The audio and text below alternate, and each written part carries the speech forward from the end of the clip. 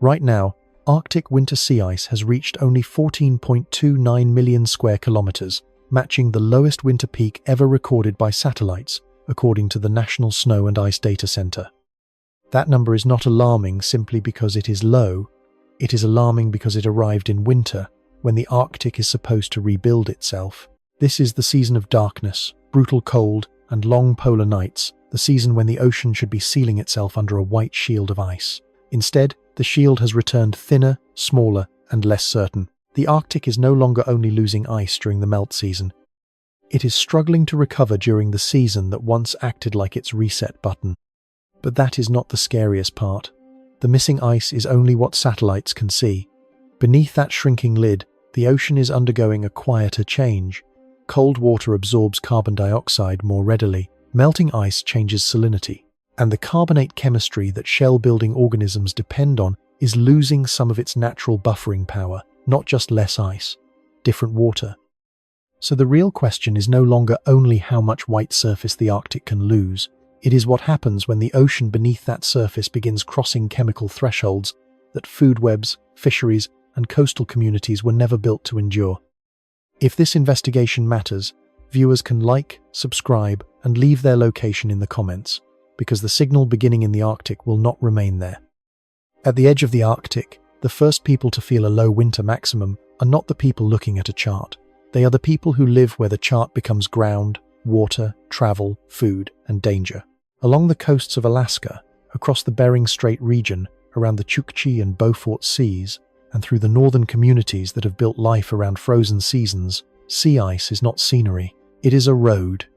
It is a hunting platform. It is a storm barrier. It is part of the calendar. When that ice arrives late, breaks early, forms thin, or fails to lock the coast in place, the change is not abstract. It changes when a boat can travel. It changes when a snowmobile route is safe. It changes where marine mammals move. It changes how waves reach shore. It changes whether a village faces open water during storms that once struck against a frozen shield. The headline says, Arctic winter sea ice tied a record low. On the ground, that means a familiar surface is becoming less reliable. The National Snow and Ice Data Center reported that Arctic sea ice likely reached its winter maximum at 14.29 million square kilometers. Scientists from NASA and the National Snow and Ice Data Center said that level statistically matched the lowest winter peak in the satellite record, which began in 1979. That is the official number. But the scene behind the number is more complicated than a single white outline on a polar map. Sea ice grows and shrinks every year. It spreads through the dark season, then retreats through spring and summer. That rhythm is normal. What is not normal is the direction of the baseline. The Arctic is still freezing in winter. It is still producing ice. It is still entering the seasonal cycle. But the ceiling of that cycle is lower, and the ice that returns is often younger, thinner, and more vulnerable to the next round of wind, waves, warmth, and sunlight. NASA's observations sharpen the picture. Scientists using satellite data have noted not only the low extent but also changes in ice thickness. In the Barents Sea, northeast of Greenland, NASA reported that much of the ice was very thin in mid-March. NASA Earth Observatory described thin, broken sea ice and patches of open water in the northern Barents Sea, a region that helped pull the Arctic total downward. That detail matters because it shows that the problem is not only how far the ice reaches, it is also what kind of ice has returned. There is a difference between a thick, locked door and a thin sheet of glass. Both may cover an opening. Only one can take pressure. In the old Arctic, more of the winter cover contained multi-year ice that survived previous summers and had time to thicken, harden, and resist melt. In the newer Arctic, more ice is first-year ice. It forms in a single season. It can spread quickly under the right weather, but it is thinner, saltier, and easier to fracture. A map can show both as ice-covered. The ocean and atmosphere do not treat them the same. This is where the scene becomes dangerous in a quiet way. In a coastal village, thin ice can look like a path until it fails. For hunters, the problem is not just whether ice exists, but whether it can support a body, a sled, a snow machine, a whale harvest, or a return trip in changing weather. For marine mammals, the problem is not just whether there is ice somewhere, but whether it forms in the right places, at the right time, with enough stability for resting, feeding, breeding, and migration. For communities, the problem is not only environmental, it becomes logistical, economic, cultural, and emotional. The Alpsebskrepes Efte is scribed empty. It is not empty. It is inhabited by people, animals, ships, weather systems, scientific instruments, and histories of adaptation. In Alaska and across the circumpolar north, indigenous communities have read ice for generations with a precision that no satellite can replace. They know the difference between safe ice and deceptive ice, between ice that sings under pressure and ice that is beginning to rot from below, between a season that is hard and a season that is wrong. But even the best local knowledge becomes harder to use when the old pattern shifts faster than memory can stabilize it. At sea, researchers are watching a machine with many moving parts. Satellites measure extent from above. Aircraft and laser altimeters help estimate thickness. Buoys drift with the pack. Ocean instruments record temperature, salinity, and carbon chemistry. Ships move through the marginal ice zone, where open water, broken flows, wind, and waves mix into a constantly changing boundary.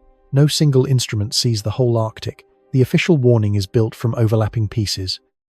The National Snow and Ice Data Center has been careful about what the record means. One low year, or even 2 low years, does not prove the future by itself. Weather can push ice around.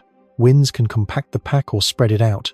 Regional patterns can make one sea lose ice while another temporarily gains it. The Arctic is not a smooth machine. It has noise, variation, and surprises. That caution is important. It prevents the story from becoming cheap alarm. But caution does not erase the trend. Scientists have placed the low winter maximum inside the long downward change observed since the beginning of satellite monitoring. NASA also framed the event as part of a multi-decade decline. That is the difference between weather and signal. A single winter can be strange. A line that keeps shifting downward across decades tells a deeper story. The viewer should care because winter maximum sea ice is not just a seasonal statistic. It is the starting condition for everything that follows. A low, thin winter cover gives spring and summer a head start. The sun does not need to melt as much thick ice before it reaches dark ocean. Waves do not need to break as much rigid cover before they mix heat into the upper water. Warm air does not need to fight the same cold shield. The melt season begins with less stored resistance, and the effects do not stop at the edge of the ice. White ice reflects sunlight. Dark ocean absorbs it. When the ice cover shrinks, more solar energy enters the ocean surface. That heat can delay autumn freeze-up. A delayed freeze can produce thinner winter ice. Thinner winter ice can melt more easily the next year. This is the albedo feedback, but in human terms it is simpler. The Arctic loses part of its mirror, and the ocean beneath it starts keeping more of the light. Still, the central danger of this film is not only heat, it is the chemistry that follows when the ice lid opens. The ocean under Arctic ice has always exchanged gases, heat, salt, and nutrients with the world around it. But sea ice regulates that exchange. It slows the contact between air and water. It shapes when sunlight enters. It influences how fresh water sits on top of saltier water. It affects how much carbon dioxide the cold ocean can absorb from the atmosphere. When more open water appears in winter and spring, the Arctic does not simply become a darker surface. It becomes a more exposed chemical boundary. Cold water is especially effective at absorbing carbon dioxide. Once that carbon dioxide dissolves into seawater, it takes part in reactions that lower pH and reduce carbonate ions. The National Oceanic and Atmospheric Administration's Ocean Acidification Program describes this as a fundamental change in ocean chemistry, one that can affect marine life and the people who depend on it. The surface event and the hidden event are connected. Less ice gives the atmosphere more access to the ocean. More access can mean more carbon entering a water column already being reshaped by meltwater and warming. That is why the official warnings matter beyond the Arctic coastline. The National Oceanic and Atmospheric Administration's Arctic Report Card has described a region warming far faster than the planet as a whole, with major transformations underway in the atmosphere, ocean, cryosphere, and ecosystems. The report has also pointed to Atlantification, the northward influence of warmer and saltier Atlantic waters, and borealization, the movement of more southern species into Arctic systems. These are not isolated changes. They are signs that the Arctic is being reorganized. For coastal communities, reorganization arrives as a practical threat. A thinner ice season can expose shorelines to stronger waves. It can increase erosion. It can disrupt hunting routes. It can make food security more fragile. It can raise the cost of travel and monitoring. It can turn a stable season into a sequence of decisions made under uncertainty. The people most affected are often the people least responsible for the emissions driving the long-term warming trend. That is one of the moral pressures inside the science. For fisheries, the risk is slower but enormous. The northern Bering and Chukchi seas are not just cold water on a map. They are connected to food webs that support fish, seabirds, marine mammals, and human economies. The National Oceanic and Atmospheric Administration has warned that warming bottom waters, declining sea ice, and rising chlorophyll are restructuring Arctic marine ecosystems in these regions. Species are shifting, prey dynamics are changing. Southern species are appearing farther north. Commercial fisheries, Arctic food security, and indigenous subsistence practices are all tied into the same moving system. For the animals, the disruption is not evenly distributed. Some species may move north and gain temporary habitat. Others may lose the conditions they need. Ice algae, plankton, pteropods, fish larvae, Arctic cod, seals, walruses, whales, and seabirds do not respond to a headline. They respond to temperature, light, timing, prey, ice stability, and chemistry. A small change in the timing of ice retreat can ripple through a food web because the Arctic is a place where life has evolved around narrow seasonal windows. When the window shifts, the meal can arrive too early, too late, or in the wrong place. This is why the low winter maximum should not be treated as a remote curiosity. The Arctic is connected to the wider Earth system through ocean circulation, atmospheric patterns, carbon exchange, sea level, shipping routes, resource pressures, and global climate feedbacks. A record low winter peak is a visible sign that the top of the planet is entering the warm season with less protection. But the more important message is that the protective system itself is changing. The scene, then, is not just a white cap shrinking on a blue planet. It is a chain of exposure. First, the ice returns weakly. Then the ocean sees more air, more light, more wave energy, and more heat. Then the chemistry of the surface water shifts. Then the smallest organisms face altered conditions. Then fish, birds, mammals, fisheries, and communities inherit the consequences. The drama is not that everything collapses at once. The drama is that each layer of the system becomes less certain. That uncertainty is now part of the official picture. The National Snow and Ice Data Center's warning is measured. NASA's observations are precise. The National Oceanic and Atmospheric Administration's chemical framework is clear. None of these institutions needs to exaggerate. The data are already severe enough. A winter record low does not say the Arctic is gone. It says the Arctic is entering a different operating mode. It says the cold season is no longer a full repair. It says that the season that once rebuilt the shield is now part of the weakening. And for the viewer far from the ice, the reason to care is not sentimental distance. It is system risk. When a region that helps regulate planetary heat begins absorbing more energy, changing ocean chemistry, shifting ecosystems, and exposing communities to new hazards, the signal travels. It travels through markets, seafood supply, weather research, geopolitics, coastal planning, and the carbon cycle. The Arctic may be remote from many cities, but it is not separate from them. So the present scene is this. A winter ocean that should be sealed more completely is showing more breaks, thinner cover, and lower reach. Coastal communities are being asked to navigate a less predictable platform. Scientists are watching satellites confirm what many local observers have already felt. And beneath the visible ice, the water is becoming part of the alarm. Not only less frozen, more exposed. Not only a smaller shield, a changed boundary between air, ocean, life, and the future. The headline number is 14.29 million square kilometers. It sounds technical, distant, almost sterile. A figure that belongs in a satellite bulletin, not in a human story. But that number is the size of the winter Arctic sea ice cover at its seasonal peak, and the fact that it tied the lowest winter maximum in the satellite record is not just a measurement, it is a missing surface on the planet. To understand why it matters, the number has to be made physical. 14.29 million square kilometers is the area of ocean where satellites detected sea ice concentration of at least 15%. That phrase matters. Sea ice extent does not mean every square meter inside the boundary is solid ice. It means that, within the grid cells, scientists are measuring at least 15% of the ocean surface is covered by ice. It is a threshold, a way of turning a broken, shifting, fractured polar surface into a number that can be compared across decades. That is why the figure is powerful, but also why it has to be handled carefully. It is not ice thickness, it is not ice volume, it is not a direct measure of how much frozen water exists, it is a measure of reach. How far did the winter ice spread? How much of the Arctic Ocean and nearby seas carried enough ice to count as ice covered from space? In that sense, extent is like the footprint of the Arctic's winter shield. This year, that footprint was one of the smallest ever seen by satellites. The comparison to the old average is where the number becomes harder to ignore. NASA's Sea Ice Data Visualization team reported that the winter maximum was about 1.36 million square kilometers below the 1981 to 2010 average maximum. In square miles, that missing area is about 525,000. That is not a small margin. That is not a narrow strip of ice at the edge of a map. That is an absence nearly twice the size of Texas. Nearly twice Texas. Imagine that not as land, but as reflective surface.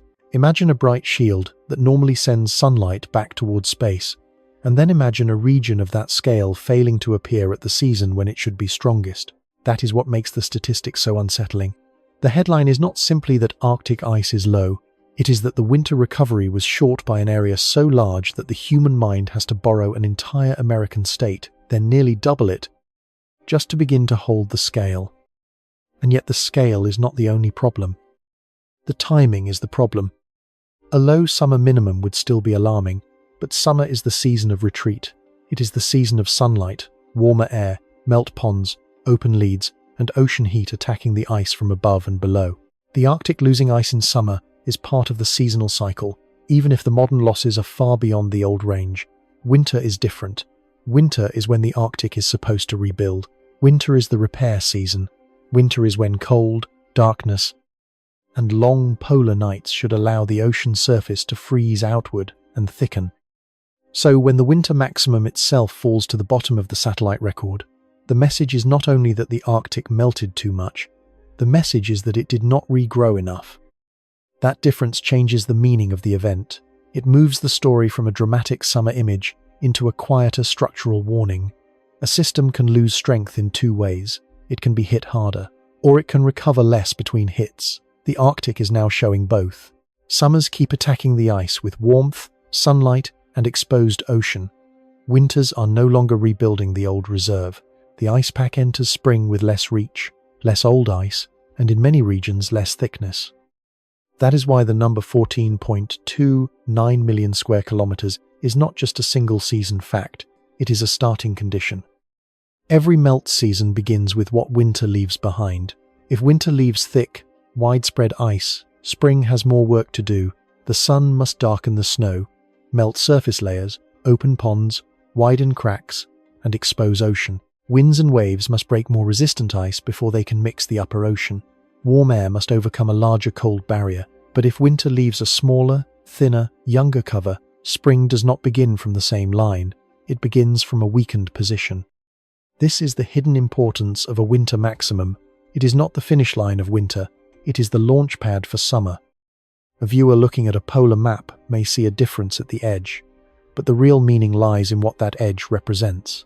The missing ice is not simply missing whiteness, it is missing insulation, missing reflection, missing resistance, missing habitat, missing protection for coastlines, missing regulation of the exchange between air and ocean. The National Snow and Ice Data Center reported that the two most recent winter peaks were statistically tied for the lowest in the satellite record. The exact numerical difference between them is small enough that scientists treat them as a tie, not as a meaningful ranking battle. That restraint matters.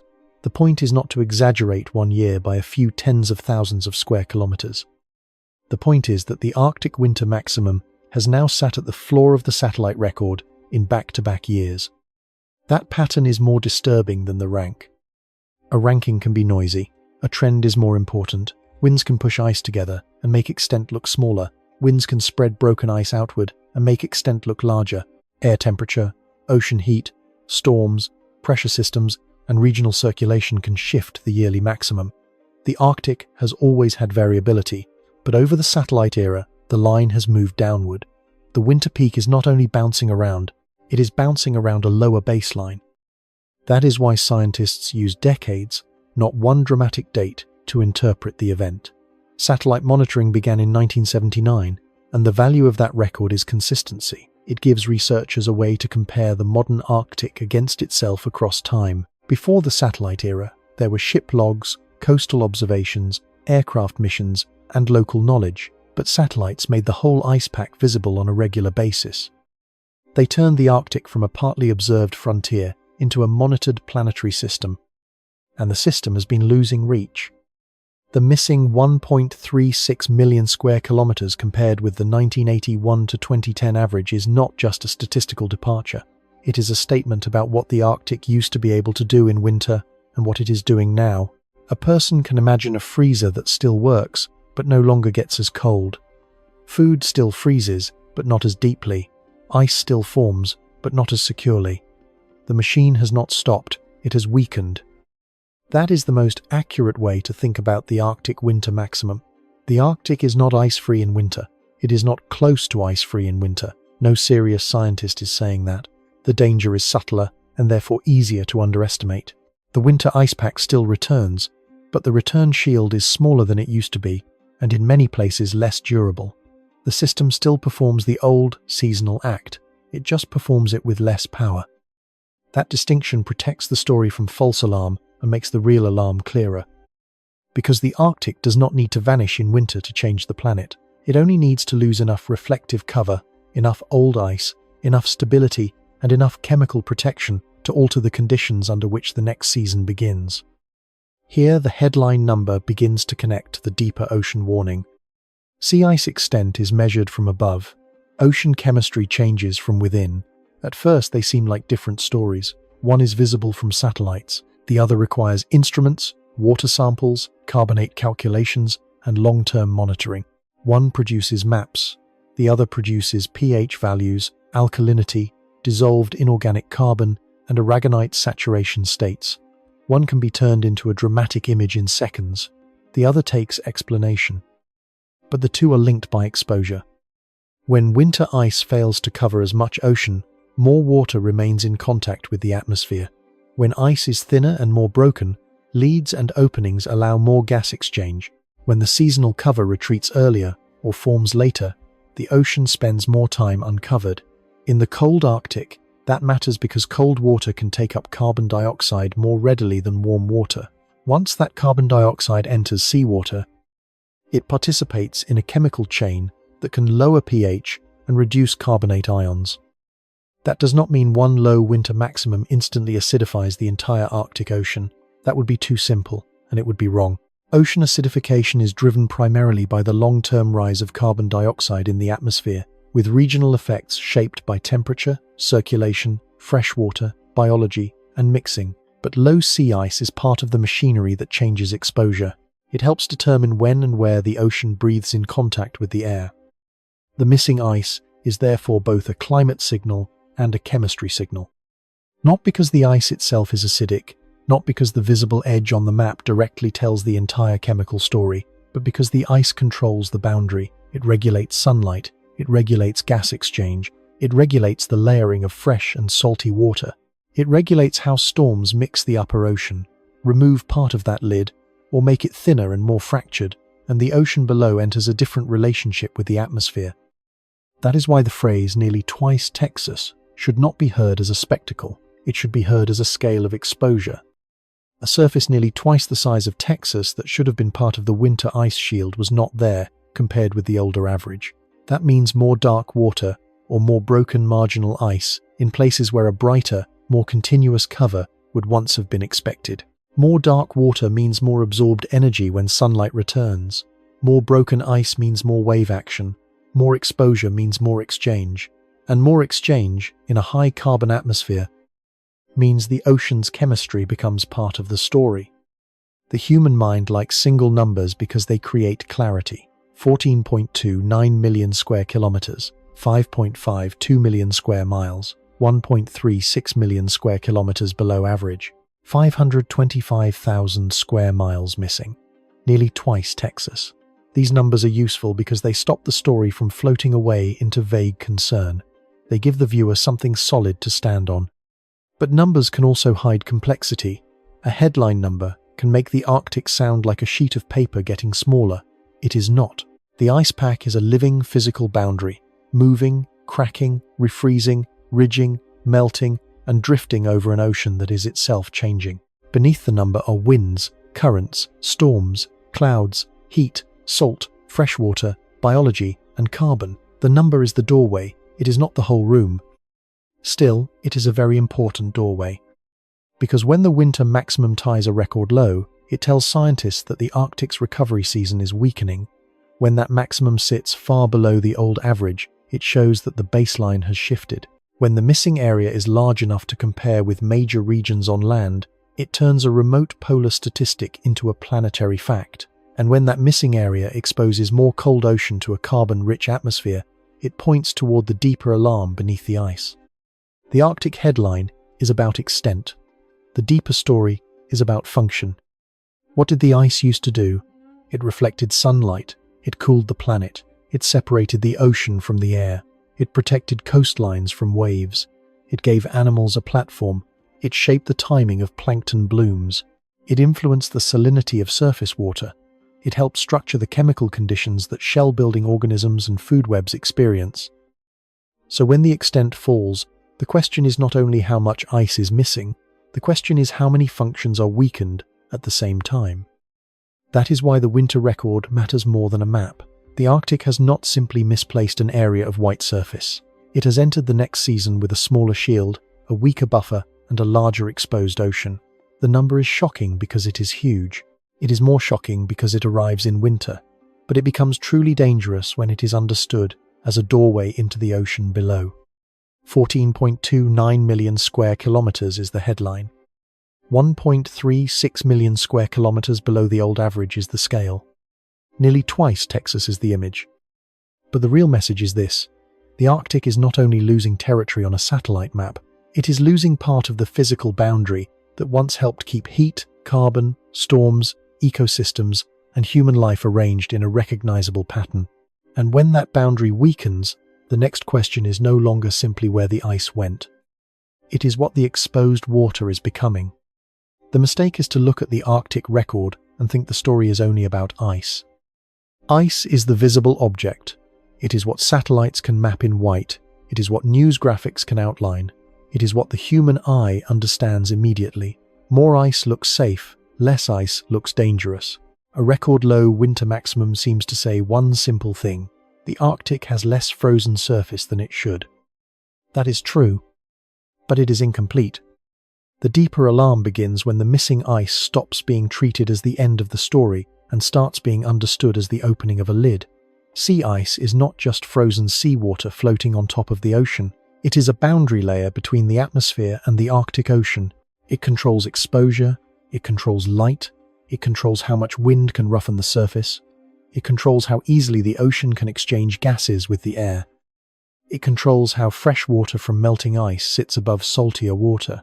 It controls when plankton receives sunlight, when waves can build, and when the sea surface can breathe directly under a carbon-rich atmosphere. So the central turn is this: not just less ice, different water. That is the part most people miss. A low winter maximum is dramatic because of the missing surface, but the ocean beneath that missing surface is not passive. It does not simply wait under the map, unchanged. When the ice lid thins, fractures, retreats, or forms late, the water below enters a different physical and chemical relationship with the world above it. The Arctic Ocean becomes more exposed to air, storms, sunlight, and carbon dioxide. Once that happens, the story leaves the clean white geometry of sea ice extent and enters the slower, darker language of ocean chemistry. The National Snow and Ice Data Center can measure the footprint of the winter ice cover. NASA can show where the cover was thin or broken. The National Oceanic and Atmospheric Administration can explain what happens when the ocean absorbs more carbon dioxide. Each piece matters, but the hidden story emerges when those pieces are placed together. The missing ice is not just an absence. It is access. Access for sunlight when the polar day returns. Access for wind to transfer energy into waves. Access for heat to move between ocean and atmosphere. Access for carbon dioxide to enter cold surface waters. Access for a chain of chemical reactions that can reduce the building blocks used by shell-forming organisms. That is why this event should not be reduced to a white line on a satellite map. The ice line is the visible signal. The chemical shift is the submerged warning. In ordinary language, ocean acidification sounds as if the sea is turning into acid. That is not accurate. Seawater remains alkaline. The danger is more precise. As the National Oceanic and Atmospheric Administration explains, ocean acidification means the ocean's pH is decreasing over time, mainly because seawater absorbs carbon dioxide from the atmosphere. When carbon dioxide dissolves into seawater, it does not just sit there. It reacts with water and becomes part of the carbonate chemistry system. That system controls how much carbonate ion is available in the ocean. Carbonate ion matters because many marine organisms use it to build shells or skeletons made of calcium carbonate. Some use forms such as aragonite, a mineral that can become harder to maintain when carbonate ion concentrations fall. Pteropods, clams, some plankton, corals in other regions, and many small shell-building organisms all live inside this chemical balance. They do not need a headline to know the ocean has changed. Their bodies measure it. In the Arctic, this chemistry becomes especially concerning for 3 reasons. First, cold water can absorb more carbon dioxide than warm water. The Arctic Ocean, by its basic temperature, is a powerful gateway for carbon entering the sea. But in a world with elevated atmospheric carbon dioxide, that same ability becomes a risk. The cold water that can absorb more carbon can also carry more of the chemical consequences of that carbon. Second, melting ice and increasing fresh water can change salinity and alkalinity, weakening the ocean's buffering capacity in some regions. Buffering capacity is the water's ability to resist changes in pH when carbon dioxide is added. Third, when sea ice declines, the surface ocean can spend more time exposed to the atmosphere. Longer exposure does not create the entire acidification problem by itself, but it helps shape when and where carbon dioxide can enter the water. This is the hidden mechanism. Not simply melt. Exposure. Not simply area. Duration.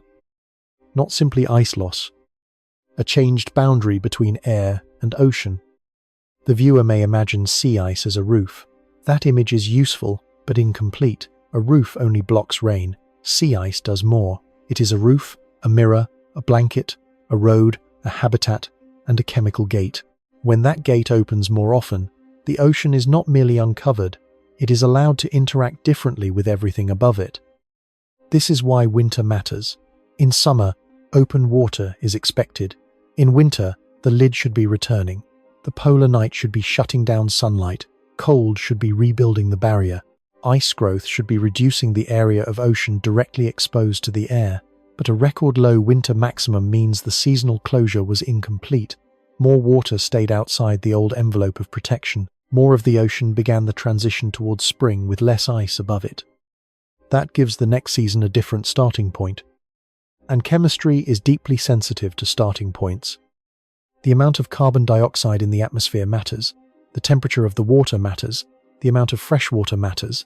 The mixing of deep and shallow water matters. Biological activity matters. River inflow matters. Sea ice formation and melt matter. The Arctic is not a laboratory beaker with one clean switch. It is a living, layered system, but that complexity does not make the danger weaker, it makes the danger harder to see. The simplest version is still clear enough. Human activity has raised atmospheric carbon dioxide. The ocean absorbs a major share of that carbon dioxide.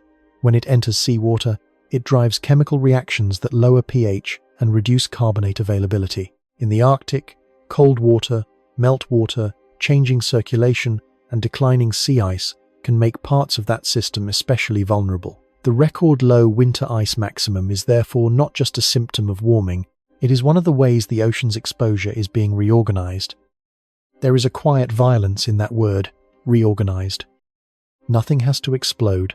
No single wave has to rise over a city. No animal has to vanish in one dramatic frame. The system can change through small chemical nudges, repeated across years: a little less carbonate ion, a little lower saturation state, a longer season of exposure, a thinner lid, a later freeze, an earlier melt, a food web forced to operate under slightly different rules until the difference is no longer slight. This is how a planetary boundary can move without making a sound. A satellite sees the ice. A chemical sensor sees the water. A shell sees the future. That is why the story becomes larger than the record itself. If the Arctic were only losing ice on top, the concern would already be serious. Ice loss affects albedo, heat absorption, coastal erosion, animal habitat, and travel safety. But ocean chemistry reaches into the base of the food web. It asks whether the smallest organisms can still build their bodies as easily as before. It asks whether larvae develop under more stressful conditions. It asks whether the prey species that fish depend on remain abundant enough at the right time in the right place. It asks whether the sea can keep supporting life in the same architecture. The architecture matters because Arctic ecosystems are built around timing. Ice algae grow under and within the ice. Spring light triggers blooms. Zooplankton feed. Fish follow. Birds and mammals depend on the chain. Coastal communities depend on the animals and the sea. If the ice changes the timing of light and the water changes the chemistry of shell building, then the system is being pressured from more than one direction. That is the bigger alarm. Not one stressor. Stack stressors. A smaller winter ice cover does not arrive alone. It arrives with warming air, warmer ocean layers in some regions, shifting currents, more open water, more wave action, more coastal erosion, changing species ranges, and a carbon system that is being pushed by human emissions. The Arctic is not facing a single problem lined up in a neat column, it is facing a convergence. This is also why the story must avoid a common exaggeration.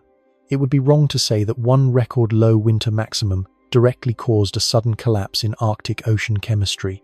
It would be wrong to say that every shell-building organism is doomed by this one event. It would be wrong to turn a complex chemical process into a simple disaster switch. The evidence does not require that. The evidence says something more careful and more useful. The Arctic winter ice cover tied the lowest maximum in the satellite record. The long-term trend shows declining sea ice. The ocean is absorbing carbon dioxide from the atmosphere. Absorbed carbon dioxide changes seawater chemistry. Arctic waters are especially vulnerable in part because cold water absorbs carbon dioxide readily and because freshwater inputs and sea ice changes can reduce buffering in some regions. Therefore, the low winter maximum matters not only as an ice statistic, but as part of a broader shift in the exposure, carbon exchange, and chemical condition of the Arctic Ocean. That is the scientifically honest alarm. And it is enough. The old story of Arctic sea ice was often told as a surface story. White becomes blue, frozen becomes open, reflective becomes dark.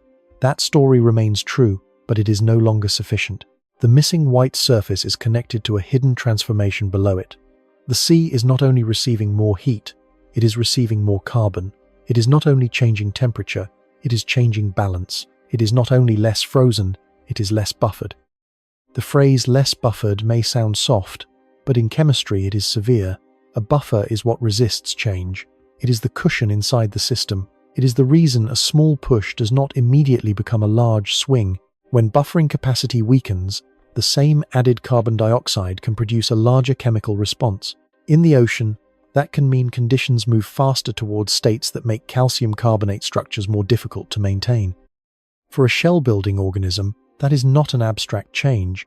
It is the difference between water that helps the body build and water that makes building more costly. It is the difference between a chemical environment that supports growth and one that demands more energy for the same biological task. When enough organisms face that pressure, the effect can move upward through the food web. That is where the record low winter maximum becomes a doorway into the hidden story. The ice number is not the final verdict. It is the alarm bell at the entrance. It tells the observer where to look next. Look under the ice. Look at the water column. Look at dissolved carbon. Look at alkalinity. Look at pH. Look at aragonite saturation. Look at the organisms small enough to be ignored until the fish disappear, the birds move, the mammals struggle, and the human systems built around them begin to feel the loss. The Arctic's danger is often imagined as a place becoming blue instead of white. But the more haunting image is subtler. A cold ocean, dark and open where it should have been sealed, quietly absorbing the atmosphere that humans have changed and carrying that change into the chemistry of life. That is why the record matters. Not because ice is the whole story, but because ice is the lid, and when the lid opens, the water begins to speak. The mechanism at the center of this story has a dry name, but a violent meaning. It is carbonate chemistry under declining buffering capacity. In ordinary language, it is the ocean's chemical braking system, and in the Arctic, that brake is being forced down a steeper hill. The ocean has always absorbed carbon dioxide. That is not new.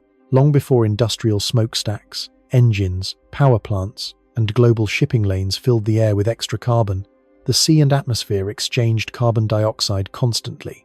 Waves moved gas across the surface. Cold water absorbed more. Warm water released more. Biology pulled carbon into living tissue. Deep currents stored it for long periods. The carbon cycle was never frozen in place. But human activity has loaded the atmosphere with more carbon dioxide than the ocean system evolved around during the recent stability of human civilization. Research agencies describe the result clearly.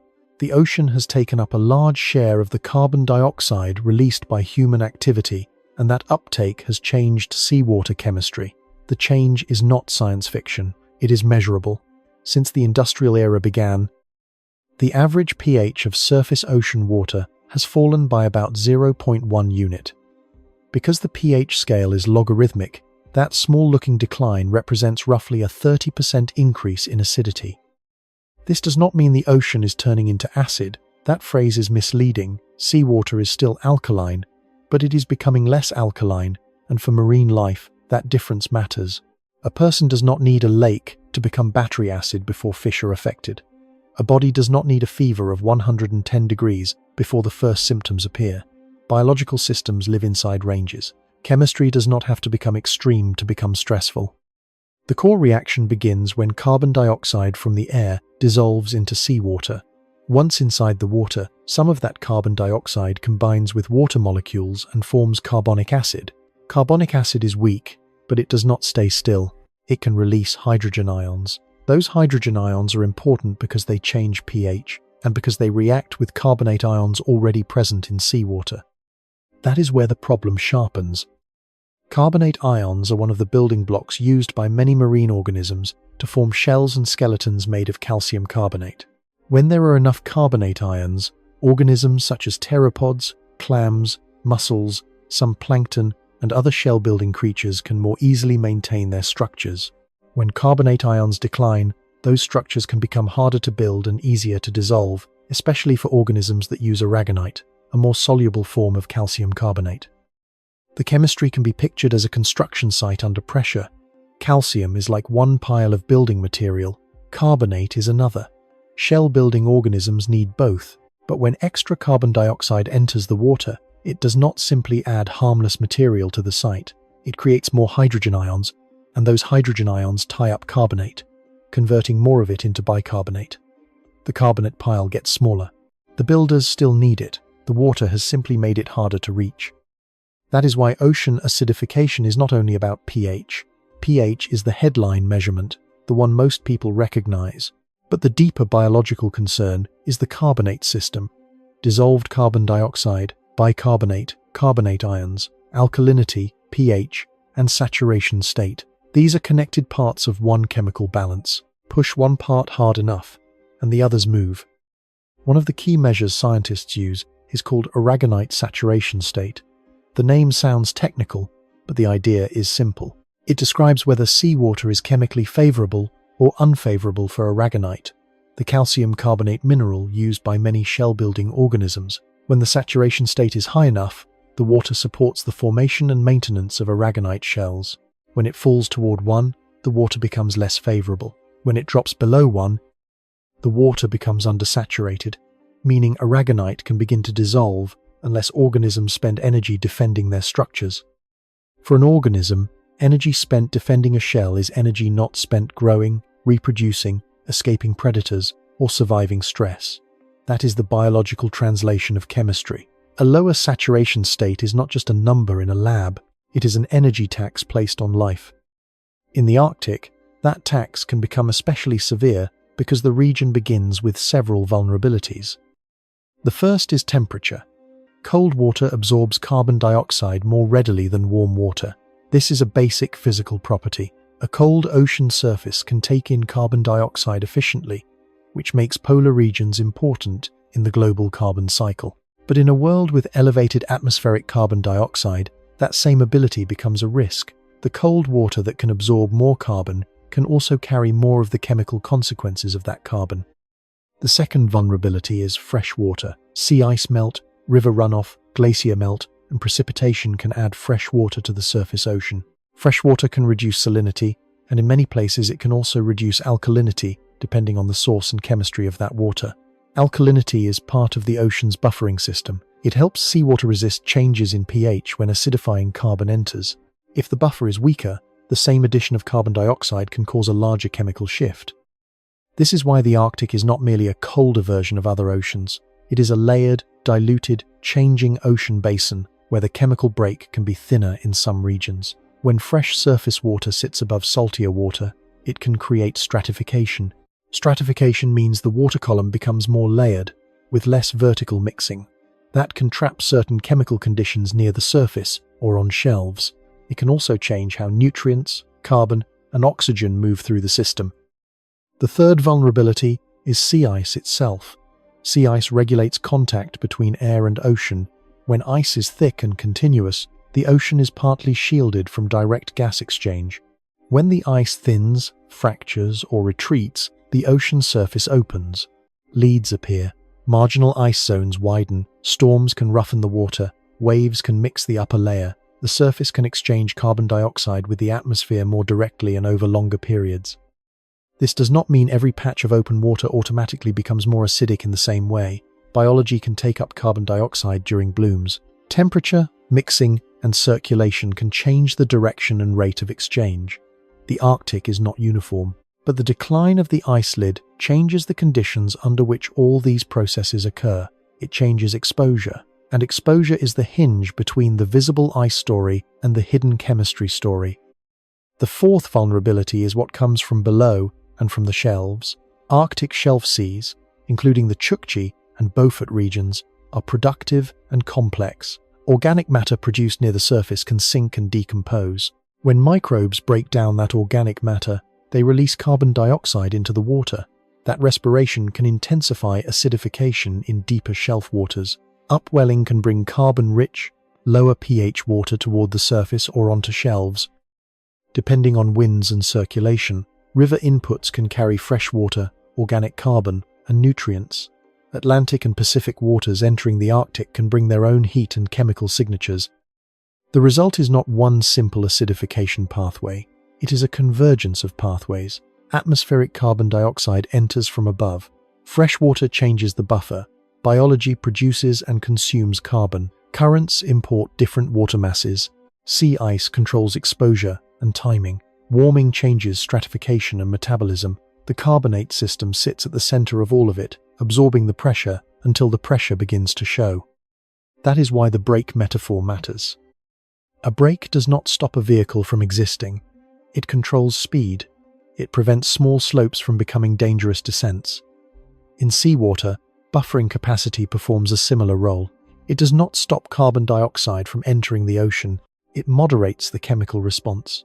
A stronger buffer absorbs the push with less dramatic pH change.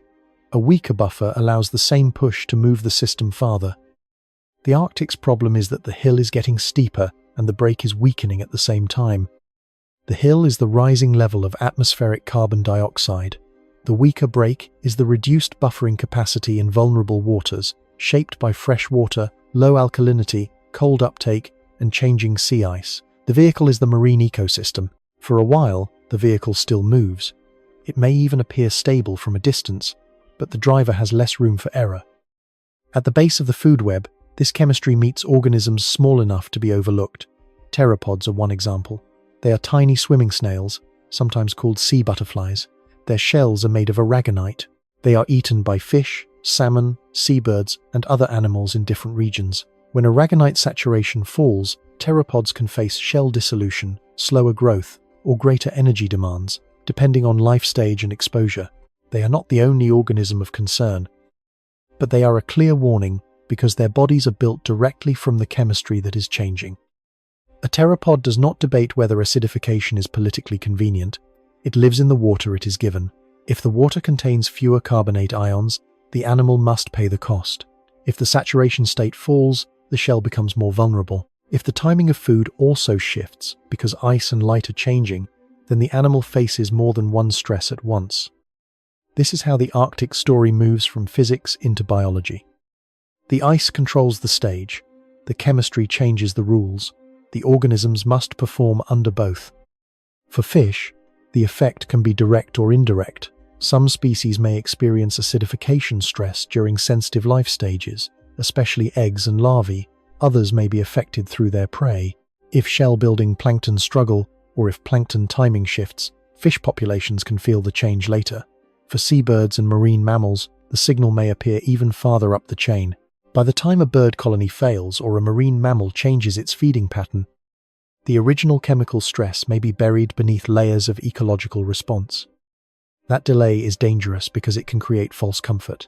A chemical shift can begin long before a food web visibly reorganizes. The water changes first, then the smallest organisms respond, then predators respond, then fisheries and communities notice the cost.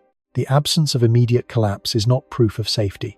It may only mean the system is still spending its reserves. The Arctic has many reserves, but not unlimited ones. Sea ice once provided a seasonal structure. Cold water supported highly adapted ecosystems. Indigenous knowledge and community practices tracked environmental rhythms with deep experience. Fisheries management, scientific monitoring, and international research networks added modern observation. But every reserve depends on some stability in the underlying pattern. If winter ice weakens, ocean heat increases, species ranges shift, and carbonate chemistry becomes less favorable at the same time, the system begins to operate with less margin. This is why the phrase ocean chemistry should not be heard as a side issue. It is not a footnote to melting ice. It is the hidden operating code of the sea. Temperature tells part of the story. Ice extent tells another. Chemistry tells whether the water remains a supportive medium for the bodies and food webs that evolved inside it. A shell is not just a shell. It is a record of water conditions. It is an agreement between biology and chemistry. The organism provides energy and structure. The ocean provides the ions. If the ocean changes the terms of that agreement, life can adapt in some cases, move in others, or decline where the pressure is too strong. But none of those responses is cost-free. The Arctic's carbonate system is therefore a warning system. It shows that climate change is not only about warmer air or melting ice. It is about altered reactions inside the ocean itself. The atmosphere changes. The ice responds. The ocean absorbs. The chemistry shifts. The food web feels it. Human communities inherit the consequences. That chain is the reason the low winter sea ice maximum cannot be treated as an isolated record. The record is the door. Carbonate chemistry is the room behind it. When the winter ice cover is smaller, thinner, and more broken, the Arctic does not simply look different from space. It functions differently at the surface. More contact with the atmosphere, more exposure to storms, more open water, more sunlight during the return of day, more fresh water from melt, and more stratification can all alter the conditions that shape carbon chemistry. Some effects vary by region. Some operate seasonally. Some are still being studied. But the direction of concern is clear enough. The Arctic is becoming a place where the chemical support system for marine life is under growing stress. This is the mechanism that turns the story from a record into a warning. The visible event is a low winter sea ice maximum. The hidden mechanism is a weakening chemical break. The practical consequence is a marine system that may require more energy from organisms just to do what they once did more easily: build shells, grow bodies, find food, survive early life, and remain part of a food web that humans also depend on. No single number captures all of that. Not 14.29 million square kilometers, not 1.36 million square kilometers below the old average, not 0.1 pH unit, not 30% more acidity. Each number is one window. Together, they reveal the same structure. The Arctic is not only losing ice, it is losing some of the chemical stability that made the old Arctic possible. And when a system loses its break, the danger is not always the first drop. Sometimes the danger is the moment everyone realizes the slope continues. The warning did not begin with this winter's record low sea ice maximum. It did not begin with one satellite image, one broken map, or one alarming number from the National Snow and Ice Data Center. The Arctic has been sending versions of this message for years. What changed is that the signals are now stacking on top of one another. First came the loss of old ice. Then came longer open water seasons. Then came warmer surface waters. Then came ecosystem shifts. And beneath those changes, harder to see but just as important, came the chemical evidence. Parts of the Arctic Ocean are becoming more corrosive to the forms of calcium carbonate that many organisms use to build shells and skeletons. That word, corrosive, has to be handled carefully. It does not mean the ocean is burning everything it touches. It means the chemical environment is moving toward conditions where calcium carbonate is harder to maintain. For a shell-building organism, that can be enough. The disaster does not need to look like fire.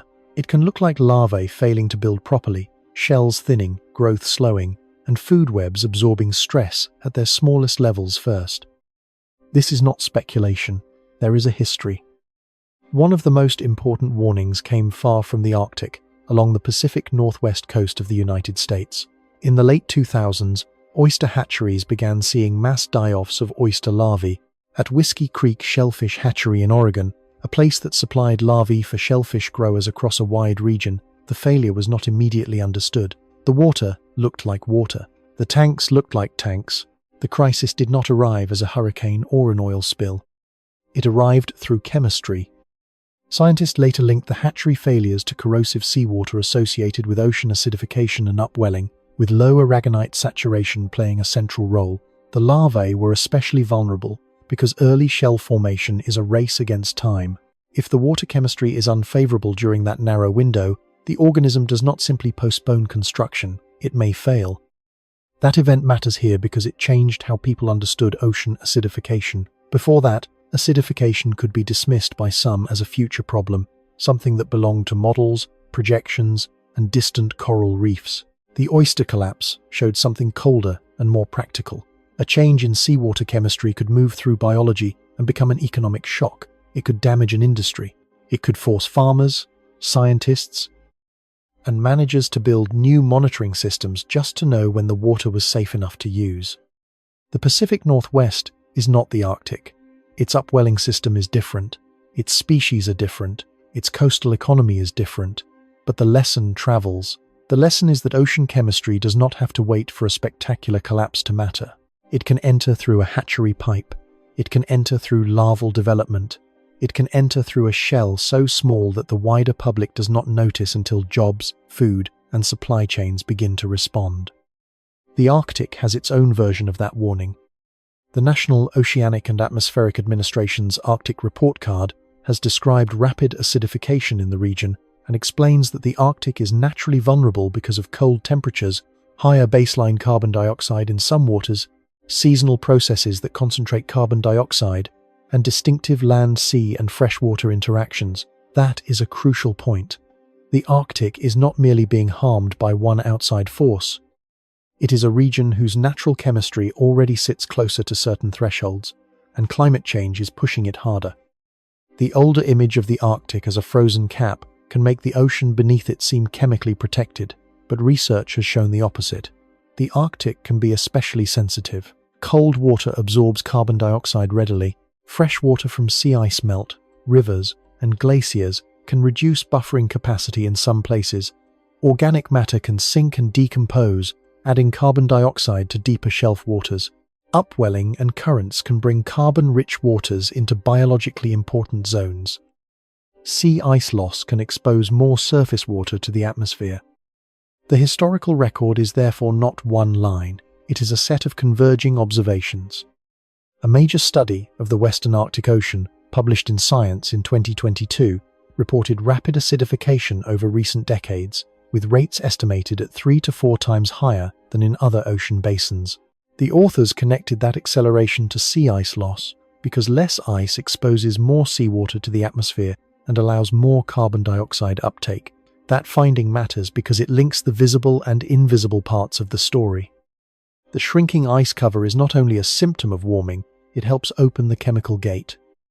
The study did not say that every part of the Arctic is changing at the same rate. It did not say that sea ice loss is the only driver. It did not make the ocean simple. But it did show that in the Western Arctic, acidification was happening fast enough to force a change in how the region is understood. The Arctic was no longer just a place where the ice was retreating. It was a place where the chemistry of the upper ocean was being altered at exceptional speed. Another line of evidence comes from the Pacific Arctic boundary regions, including the Bering, Chukchi, and Beaufort Seas. Research summarized by the National Oceanic and Atmospheric Administration's Ocean Acidification Program shows that the continental shelves of this region are especially vulnerable because human-caused carbon dioxide is only one part of the pressure. Enhanced sea ice melt, respiration of organic matter, upwelling, and river inputs can all reduce pH and lower saturation states for aragonite. In other words, the chemical danger is not one pipe feeding into the sea, it is several pipes opening at once. This is where the comparison with the current record low winter maximum becomes sharp. A low winter sea ice maximum is not the same as an acidification measurement. It does not directly tell the pH of the water. It does not reveal aragonite saturation in the Chukchi Sea or the Beaufort Sea by itself, but it belongs to the same history of exposure. It is another sign that the Arctic's physical cover is weakening, and when the physical cover weakens, the chemical system below it becomes more exposed to the processes that scientists have already identified. The past has shown that carbonate chemistry can move from abstract data into biological stress. The Arctic studies show that this region is vulnerable to rapid change. The current winter ice record shows that the lid is still weakening during the season, when it should be rebuilding. That is the continuity. It is not one event proving everything. It is one event fitting into a pattern that already has evidence behind it. There is also a deeper precedent in the Arctic itself, the long decline of multi-year ice. Arctic reporting has noted that the oldest and thickest Arctic sea ice has declined dramatically since the 1980s. Multi-year ice is not just older.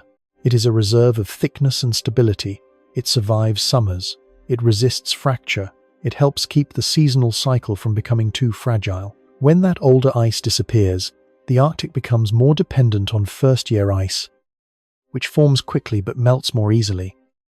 That shift changes the relationship between winter and summer. In the old Arctic, winter rebuilt not just area, but strength. It added thickness to ice that might survive again. In the newer Arctic, winter can still spread ice across the map, but much of it may be young and thin. A winter maximum can look large enough in outline, while still lacking the old durability. That is why a tide record low winter maximum carries so much weight. It suggests the rebuilding season is not only making younger ice, in some years it is not even spreading as far as before. The same lesson appears in the chemistry. A surface ocean can remain alkaline and still lose buffering strength. A water mass can support life and still become more costly for that life. A food web can continue to function while its smallest members are being pushed closer to limits. The system does not have to break loudly to be weakening. History has a pattern of teaching this too late.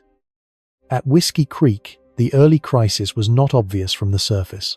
The hatchery had to learn that the timing of corrosive water mattered, that measurements such as aragonite saturation mattered, and that adaptation required monitoring chemistry in real time. Once the water's invisible condition was tracked, hatchery operators could change intake timing and buffer water more effectively. That did not make ocean acidification disappear. It showed that knowledge could reduce harm when the hazard was understood.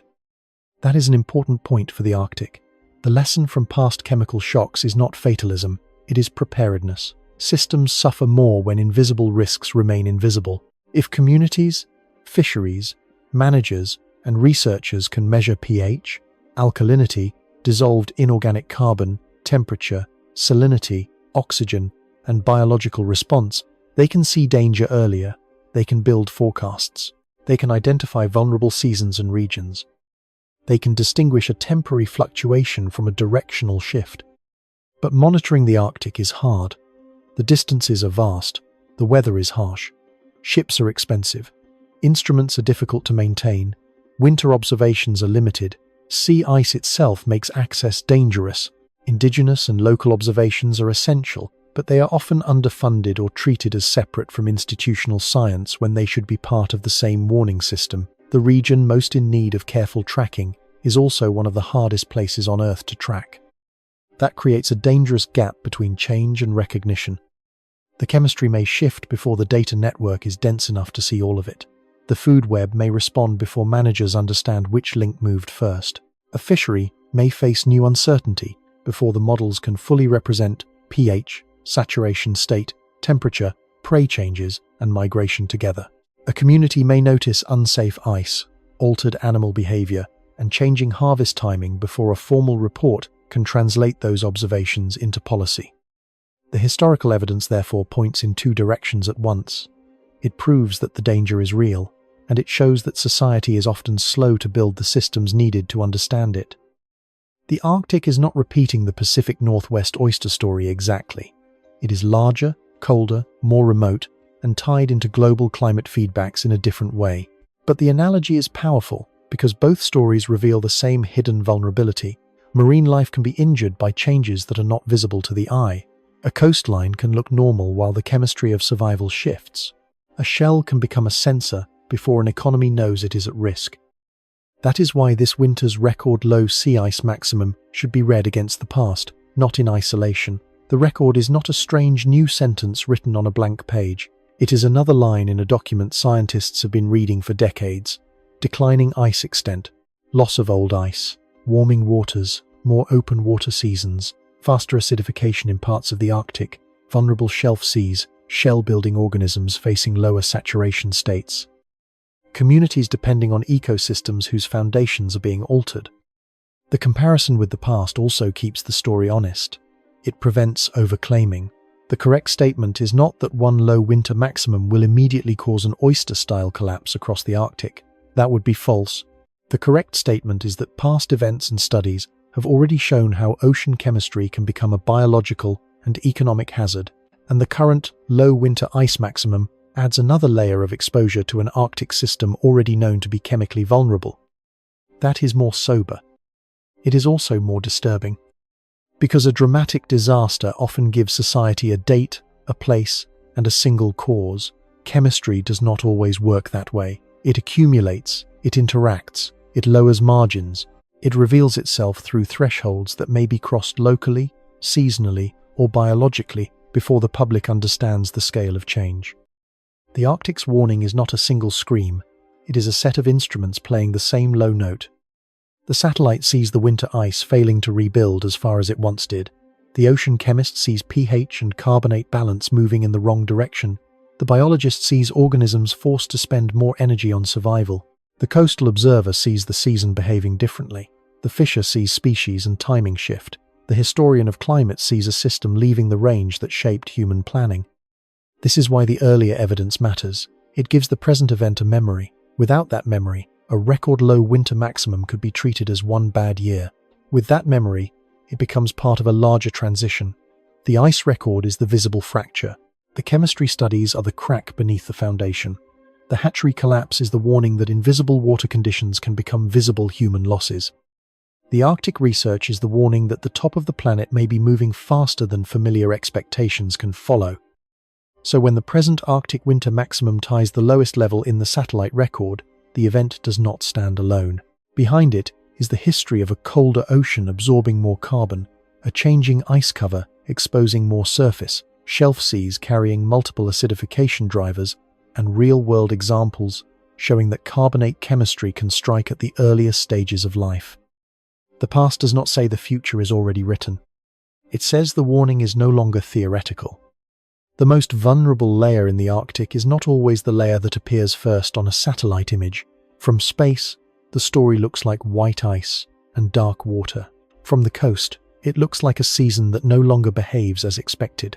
From inside the food web, it looks like a change in the smallest organisms that support everything above them. And from the perspective of human systems, it looks like an old form of infrastructure being removed without a replacement. Sea ice is infrastructure. That statement can sound strange to anyone far from the Arctic, because infrastructure usually means roads, bridges, seawalls, ports, electric lines, and pipes. But in the north, Ice has long performed some of the same functions. It connects communities, it protects shorelines, it allows travel, it shapes hunting, it gives marine mammals a platform, it slows waves, it defines seasons. It is a surface people can read, cross, and depend on. When winter sea ice ties a record low, the first loss is not simply environmental beauty, it is reliability. A road that sometimes exists and sometimes fails is no longer the same road.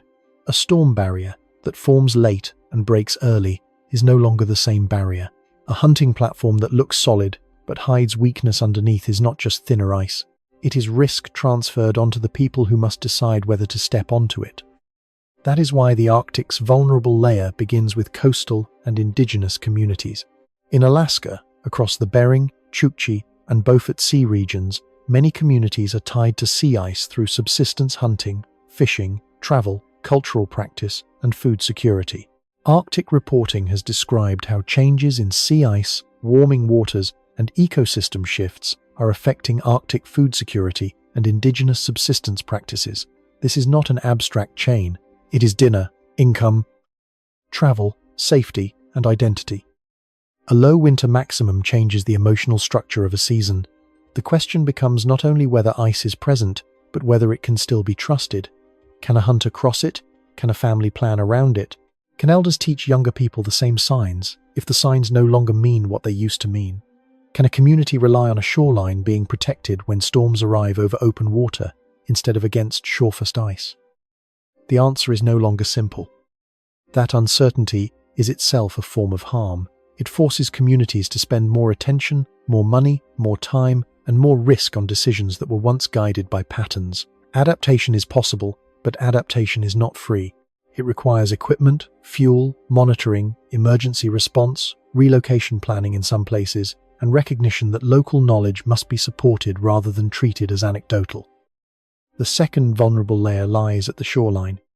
Sea ice can soften the force of waves. When the coast is locked in ice, storms do not strike the same way they do when open water reaches the beach. Less ice means more room for waves to build. More open water can allow storm surge and wave action to attack bluffs, permafrost coastlines, roads, fuel storage areas, runways, homes, and community facilities. In many Arctic settlements, the margin between land and sea is already narrow. Erosion does not need to destroy a whole town in a single night to become a crisis. It can take meters, seasons, access routes, burial sites, water systems, and planning certainty. Here, the headline number hides the real danger. 14.29 million square kilometers tells the viewer the winter ice reached a record low, but it does not show which village faced open water during a storm. It does not show where shorefast ice failed to form. It does not show which route became unsafe, which boat had to travel farther, which fuel shipment became more complicated, or which family had to weigh tradition against danger. A climate statistic becomes human only when it reaches the body. The third vulnerable layer is the food web. This is where the chemistry becomes more threatening than the ice map.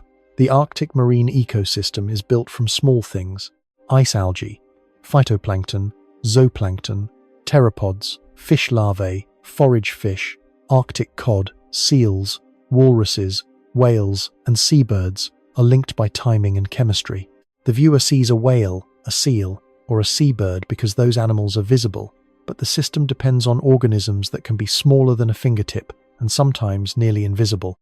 The National Oceanic and Atmospheric Administration has emphasized that pteropods, tiny swimming sea snails, are highly sensitive to ocean acidification and are important in Arctic food webs. Their shells are made from aragonite, one of the forms of calcium carbonate most affected when carbonate ion availability falls. If the water becomes less favorable for aragonite, the cost of building and maintaining shells can rise. That does not mean every pteropod instantly dies. It means the base of the food web is being asked to work harder under changing chemical rules. That kind of stress can move upward quietly. If pteropods or other shell-building plankton face lower survival, slower growth, or shell damage, the effect may reach fish that eat them. If fish distribution shifts with warming waters and changing prey, seabirds and marine mammals may have to travel farther or feed differently. If marine mammals move differently, subsistence harvests may become less predictable. If harvests become less predictable, food security and cultural continuity become more fragile. The weakness is not one broken link. It is a chain under tension. Some species may benefit temporarily from a warmer, less icy Arctic. Southern species can move north. Productivity can increase in certain areas when more light reaches open water. New fisheries may appear possible, but that is not the same as stability. A system can become more productive in one layer while becoming less reliable in another. More plankton in one region does not automatically mean more food for the right animals at the right time. More open water does not automatically mean healthier ecosystems. A newly accessible ocean can also be a more stressful ocean. The fourth vulnerable layer is commercial fisheries.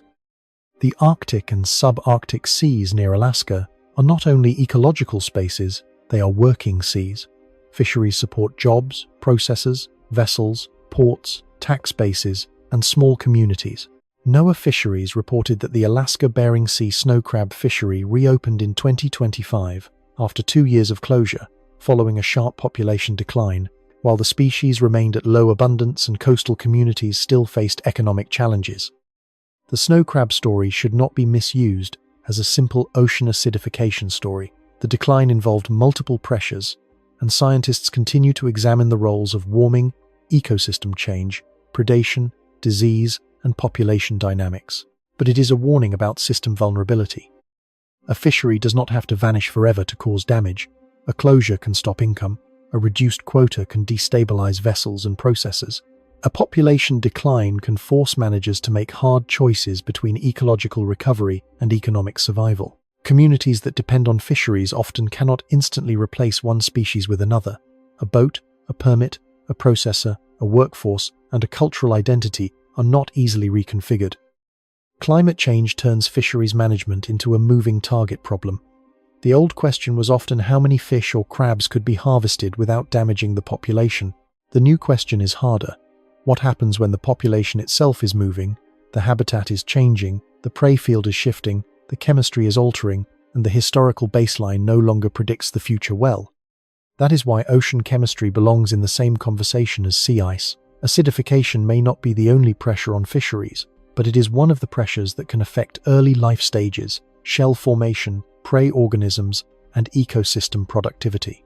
When combined with warming, shifting sea ice, and changing food webs, it becomes part of a larger risk environment. The fifth vulnerable layer is monitoring itself. The Arctic is changing quickly, but the systems designed to observe it are not as dense as the change requires. Satellites can see ice extent. They cannot directly measure every chemical condition in the water column. Ships can collect detailed samples, but they are expensive and limited by weather, darkness, ice, and distance. Moorings and autonomous instruments can stay in the ocean, but they can be damaged, lost, or difficult to maintain. Local observers can provide essential knowledge, but their work needs long-term support, respect, and integration with formal science. This creates a dangerous mismatch. The Arctic may be changing faster than the observation network can fully capture. That means some thresholds may be noticed only after their effects appear in ecosystems or communities. In a stable system, sparse monitoring might be enough to track broad patterns. In a transforming system, sparse monitoring can leave blind spots exactly where society needs early warning. Ocean acidification makes that problem more severe because the hazard is invisible. A shoreline erodes in public. A storm floods homes in public. A satellite image shows missing ice in public. But pH, alkalinity, dissolved inorganic carbon, and aragonite saturation do not announce themselves to the eye. Without instruments, chemistry hides. And hidden risk is harder to govern. The sixth vulnerable layer is governance. Arctic change does not fit neatly into one agency, one border, one discipline, or one calendar year. Sea ice belongs to climate science, marine transportation, defense, indigenous rights, weather forecasting, fisheries, coastal planning, and emergency management. Ocean acidification belongs to chemistry, ecology, fisheries, carbon policy, and food security. Coastal erosion belongs to housing, engineering, relocation, insurance, culture, and land rights. Each system has its own language. The Arctic forces them together. That is one reason the headline number is less dangerous than the system behind it. A record-low winter maximum is easy to understand. The hard part is acting on what it implies. If the ice is thinner, who updates travel advisories? If shorelines are more exposed, who pays for protection or relocation? If fisheries shift, who absorbs economic loss? If acidification threatens the base of the food web, who funds monitoring long enough to detect it? If indigenous knowledge identifies changes before formal instruments do, who treats that knowledge as operational intelligence rather than background testimony? These are infrastructure questions. They are not only climate questions. The seventh vulnerable layer is the moral one. The people closest to the Arctic signals are often not the people who produce the largest share of historical greenhouse gas emissions, yet they face the first and most direct consequences: unsafe ice, shifting animal migrations, eroding coastlines, damaged food systems, and uncertain futures for children who inherit landscapes changing faster than institutions can respond. Climate risk is not evenly distributed. The Arctic makes that unfairness visible. It also makes it global. A viewer living far from the polar ocean may never travel on sea ice, never hunt a seal, never watch a shoreline retreat into the sea. But the same system connects outward through seafood, weather research, carbon uptake, shipping routes, geopolitical competition, and planetary heat balance. Arctic vulnerability is not isolated vulnerability. It is an early expression of how climate change turns natural systems into social stress. This is why the record is more dangerous than the number suggests. The headline says the winter ice maximum tied a record low, but the real vulnerability is layered. Ice as infrastructure is weakening, coastlines are losing protection, food webs are being pressured from below, fisheries face moving baselines, monitoring networks are stretched. Governance systems must make decisions under uncertainty. Communities with deep Arctic knowledge are being forced to adapt to changes driven largely from outside their regions. The ice number is the surface. The vulnerability is underneath. And ocean chemistry cuts through every layer. It touches pteropods before it touches fish. It touches fish before it touches markets. It touches markets before it touches consumers. It touches subsistence before it touches policy. It touches the invisible before it becomes visible. That is the unsettling lesson of this part of the story. The Arctic is not fragile because it is empty. It is fragile because it is connected. Each change travels. A thinner winter ice cover alters exposure. More exposure changes heat and gas exchange. More carbon dioxide changes chemistry. Chemistry pressures small organisms. Small organisms support larger animals. Larger animals support human food systems, cultures, and economies. What begins as a missing white surface becomes a test of social resilience. A single record-low winter maximum cannot explain every stress in the Arctic. It should not be forced to, but it reveals the condition of a system that already has less margin. The Arctic does not need every piece to fail at once. It only needs enough weak points to line up. Thinner ice, open water, stronger waves, shifting species, acidifying conditions, limited monitoring, and communities asked to carry the uncertainty. That is why this moment is more serious than a map. A map shows where the ice is missing. It does not show what the missing ice used to do for people, animals, chemistry, and protection. It does not show the hidden labor of a frozen ocean. It does not show the way a season can hold a society together. But when the winter shield shrinks, all of that labor is exposed. The Arctic's most vulnerable layer is not just beneath the ice. It is the world that depended on the ice being there. The Arctic record becomes more serious when it stops being treated as an Arctic record. A low winter sea ice maximum is easy to place inside a polar frame. It happened far north. It involved frozen ocean. It affected communities and species that live near ice. It appeared in satellite data, scientific reports, and climate briefings. That framing is true, but it is too small. The Arctic is not a distant room at the top of the world. It is one of the planet's control surfaces. It reflects sunlight. It stores cold. It shapes ocean and atmospheric exchange. It influences where heat moves, where fresh water enters the sea, where species can live, and how carbon travels through water. When that surface weakens in winter, the change does not remain local. It becomes part of the operating condition of the wider Earth system. That is the larger meaning of this record-low winter maximum. The Arctic is no longer only showing signs of stress during the dramatic summer melt season, it is showing weakness during the rebuild. The recovery season is becoming less complete. The old rhythm still exists, but it is losing force. Winter still comes, ice still forms, the polar night still darkens the ocean, but the system that once returned stronger each cold season is now returning with less reach, less thickness in many places, and less stored resistance for the year ahead. That is what a new baseline looks like before people agree to call it one. It does not arrive with a sign, it arrives as repeated surprises that slowly stop being surprising. A record low becomes a near record. A near record becomes one of many years clustered at the bottom of the chart. A thin ice observation becomes a regional pattern. An unusual open water season becomes a planning problem. A species shift becomes a management issue. A chemical measurement becomes a food web concern. The extraordinary begins to behave like the background. The National Oceanic and Atmospheric Administration's Arctic Report Card describes the region as warming far faster than the rest of the planet and documents transformations across the atmosphere, ocean, cryosphere, and ecosystems. That sentence matters because it puts the sea ice record inside a wider pattern. The Arctic is not changing one variable at a time. It is changing as a system.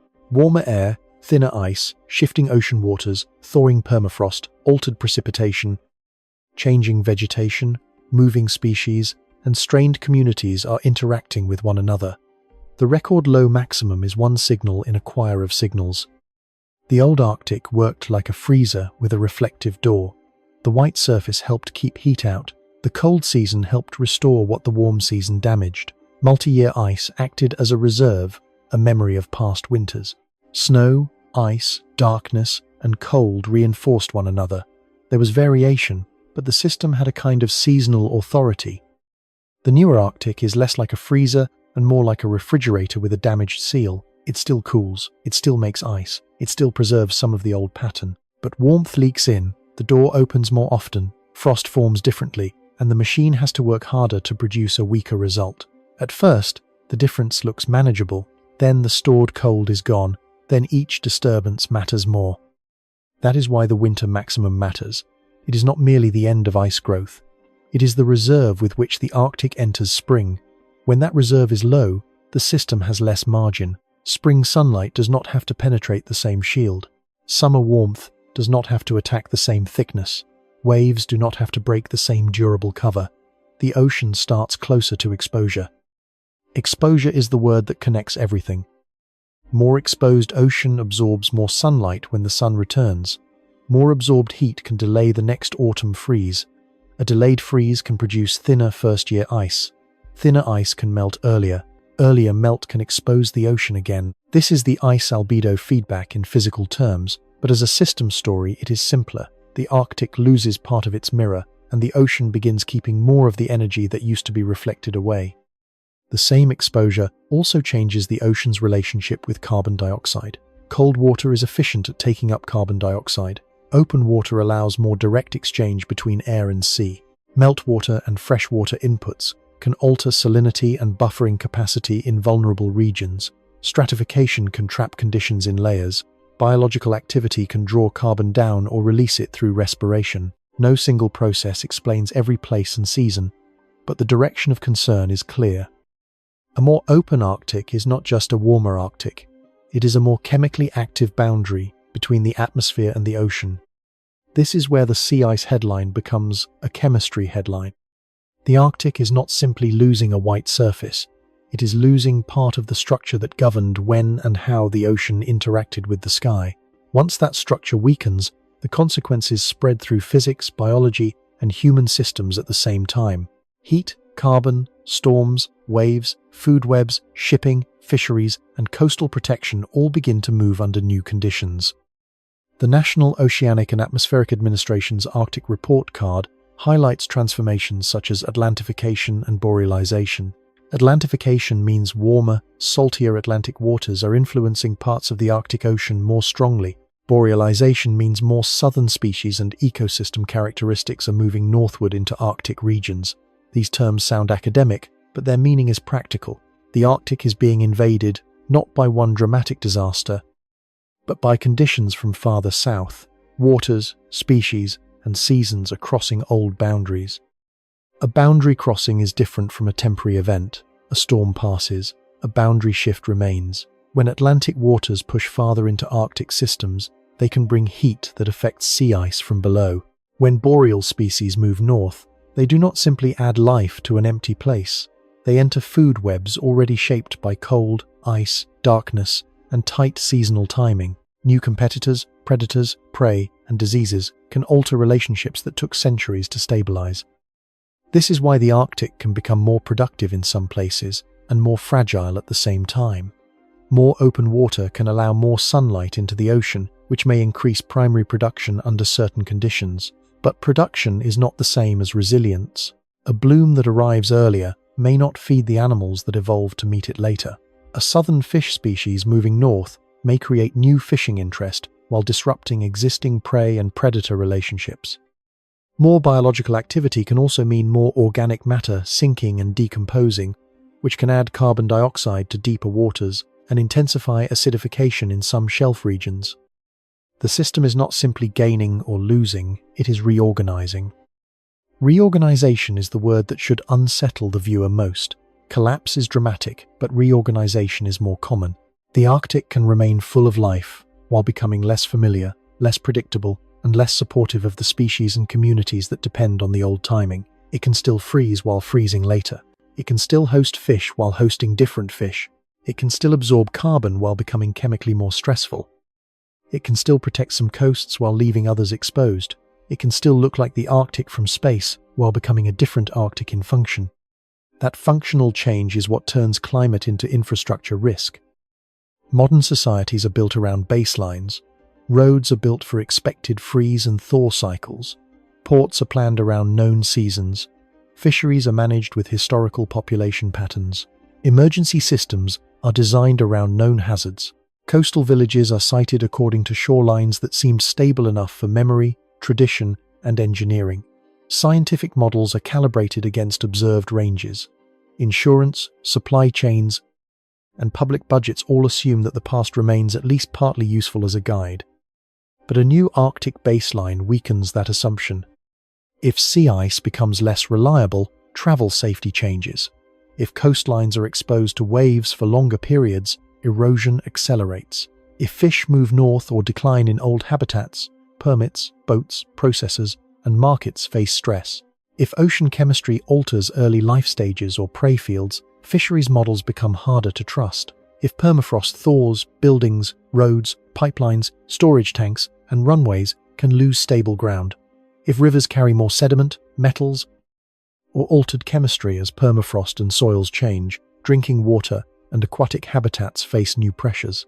The Arctic becomes a test of whether human systems can adapt as fast as environmental baselines move.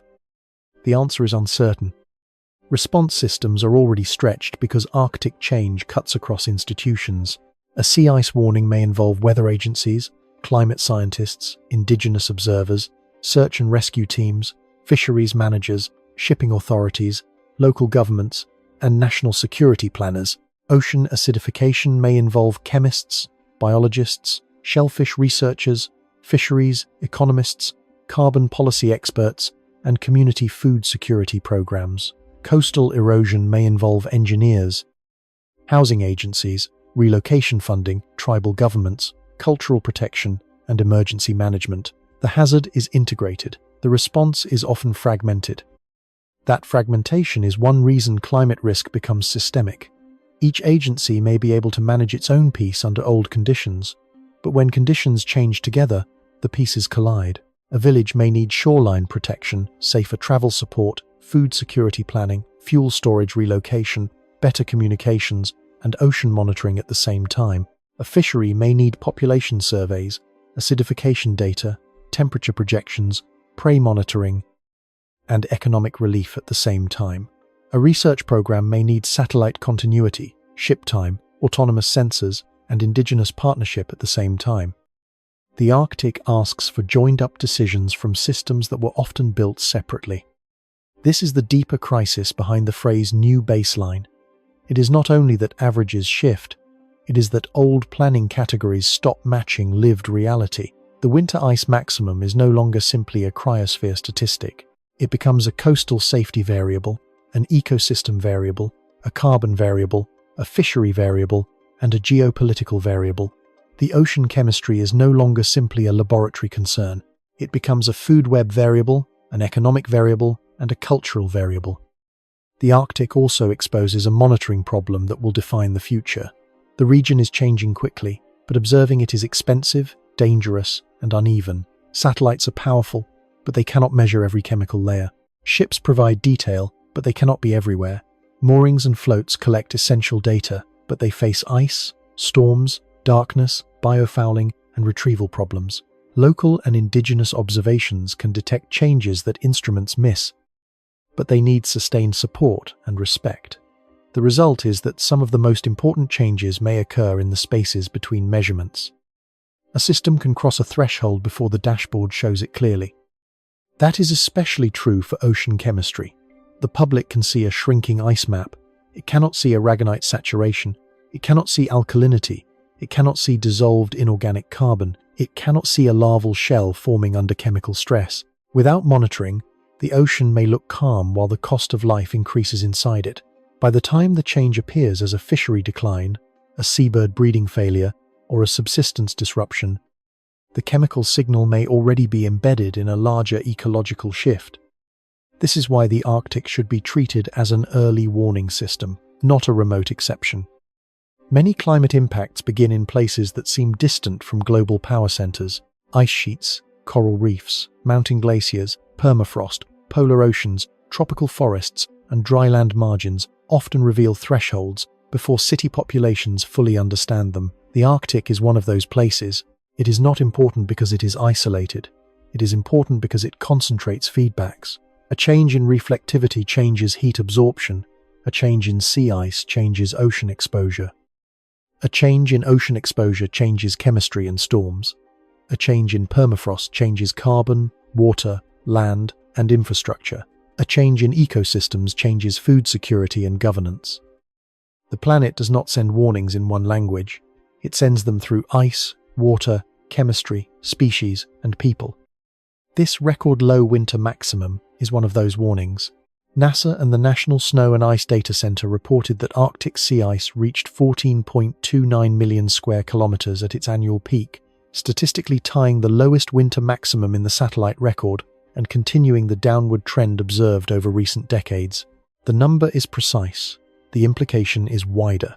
A winter maximum that low means the Arctic is entering the next season from a weaker starting point. But the larger system question is not whether one year becomes the permanent state immediately. It will not. The Arctic will still have variability. Some winters will rebuild more ice than others. Some regions will temporarily recover.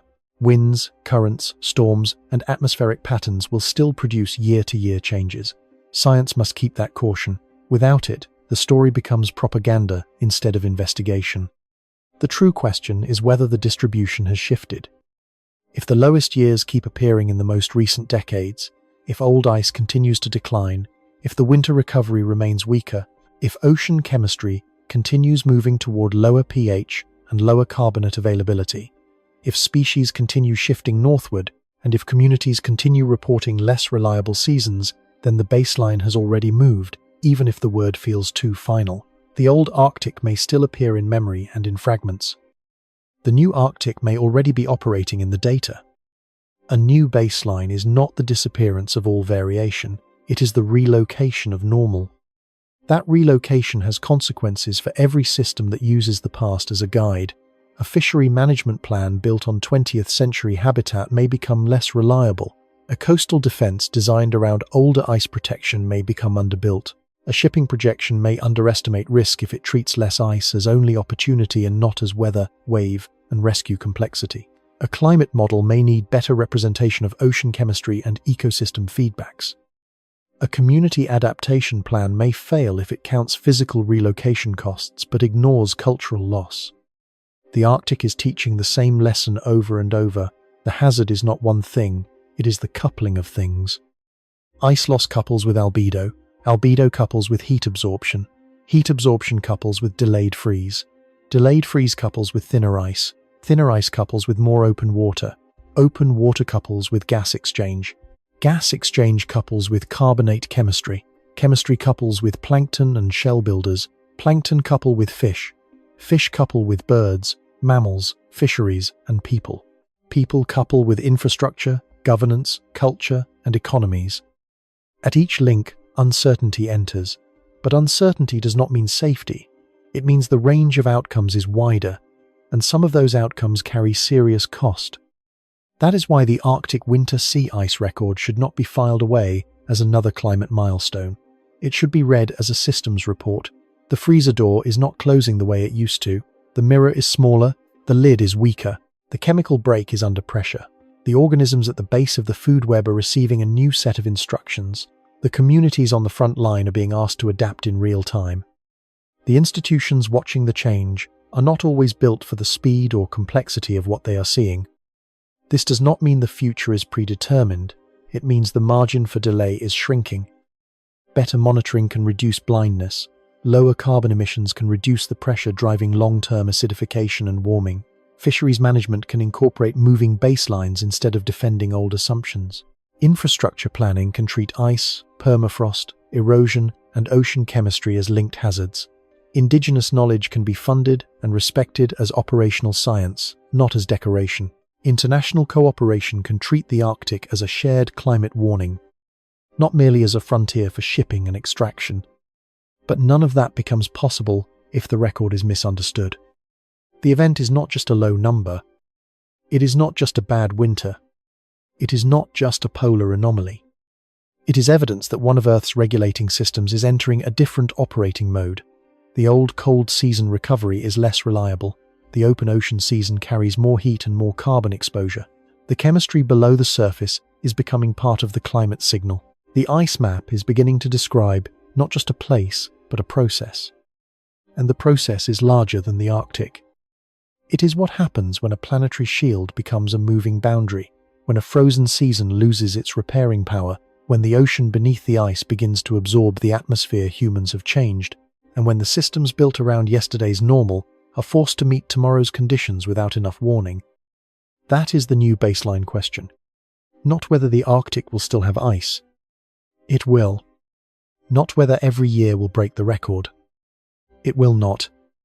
The question is whether the world is watching a temporary extreme or the early shape of a new Arctic that freezes, melts, breathes, stores carbon, supports life, and threatens infrastructure according to rules that are no longer the rules used to build the modern world. At this stage of the story, the most important thing is not to make the alarm louder, it is to make it cleaner. A record low winter sea ice maximum is serious. Arctic ocean acidification is serious. The connection between a shrinking ice lid and a changing ocean surface is serious. But serious does not mean simple. In climate and ocean science, the danger often comes from stacked causes, delayed effects, and regional differences. If the story is forced into a single straight line, it becomes easier to share and easier to misunderstand. So the investigation has to separate what is known, what is connected, what is only happening at the same time, what remains uncertain, and what should still worry people. The first thing that is true is that Arctic winter sea ice tied the lowest maximum in the satellite record. The National Snow and Ice Data Center and NASA placed the winter peak at 14.29 million square kilometers, statistically matching the lowest winter maximum observed since satellites began consistent monitoring in 1979. That does not mean every part of the Arctic had no ice. It does not mean the Arctic is close to ice-free in winter.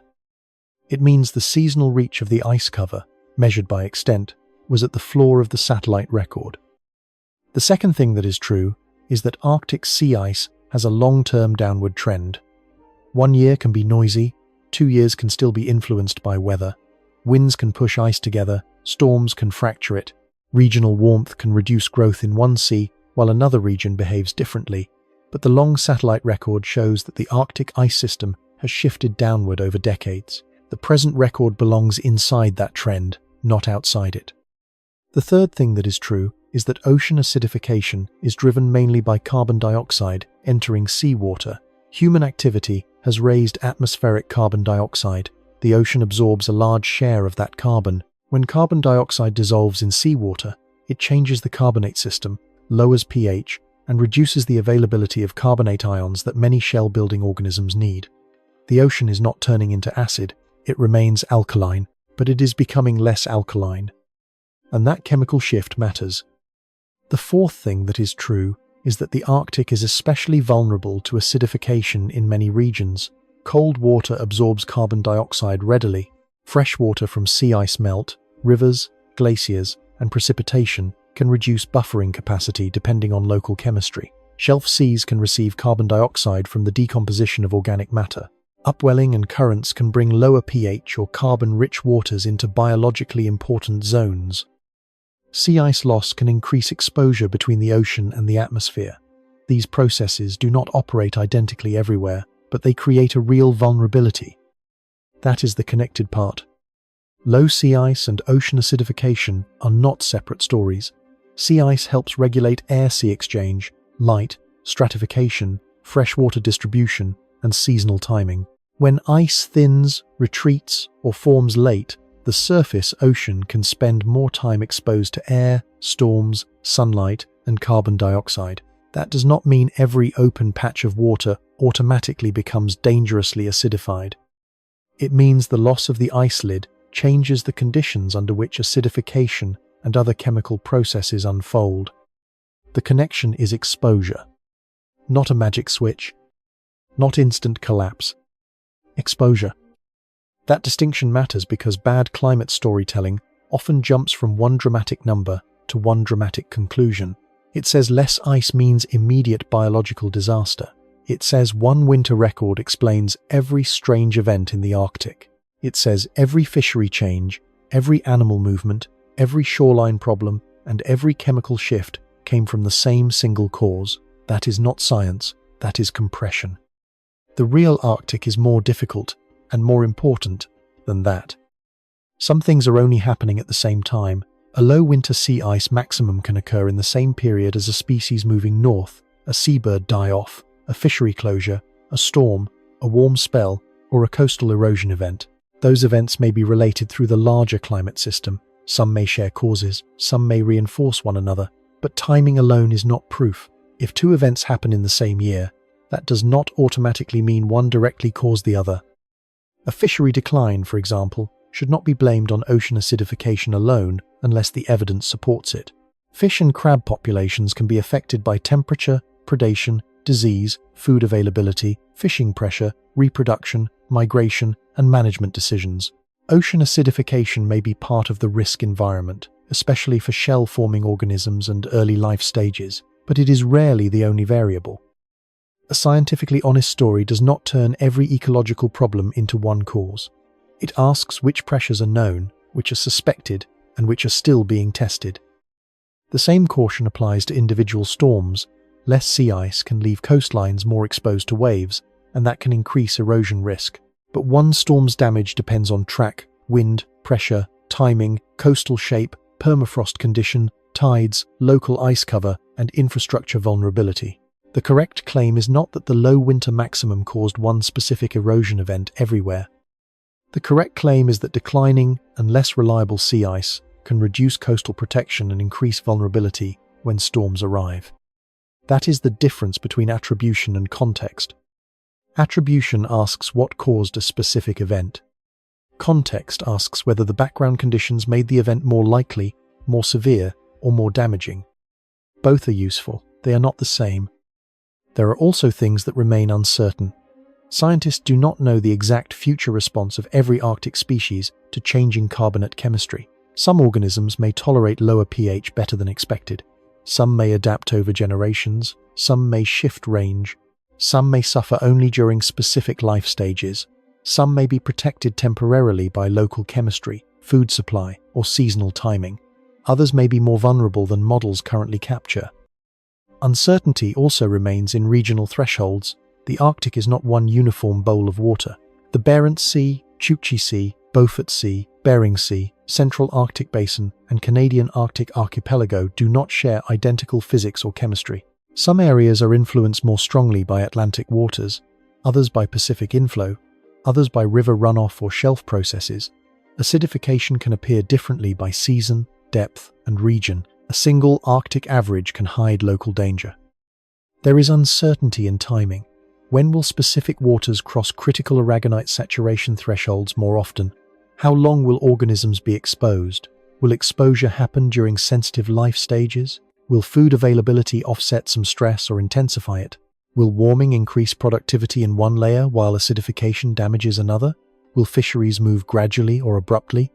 These questions require monitoring, and monitoring in the Arctic is still difficult. But uncertainty is not a reason to dismiss the risk. It is a reason to take the risk seriously.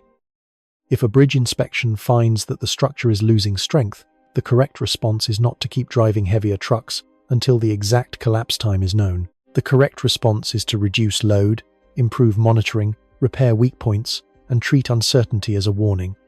Arctic systems deserve the same logic. A lack of exact timing is not proof of safety. It means the range of possible futures is wider. The true risk is not that one winter record instantly transforms the entire Arctic Ocean. The true risk is that the Arctic is losing margin. Less winter ice means less physical protection entering spring. Thinner ice means easier breakup and melt. More open water means more heat absorption and more exposure. More exposure can influence gas exchange and carbon uptake. More carbon uptake changes carbonate chemistry. Fresh water can reduce buffering in vulnerable places.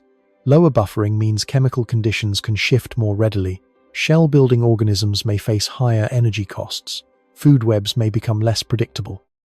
Communities may face less reliable travel, food access, and coastal protection.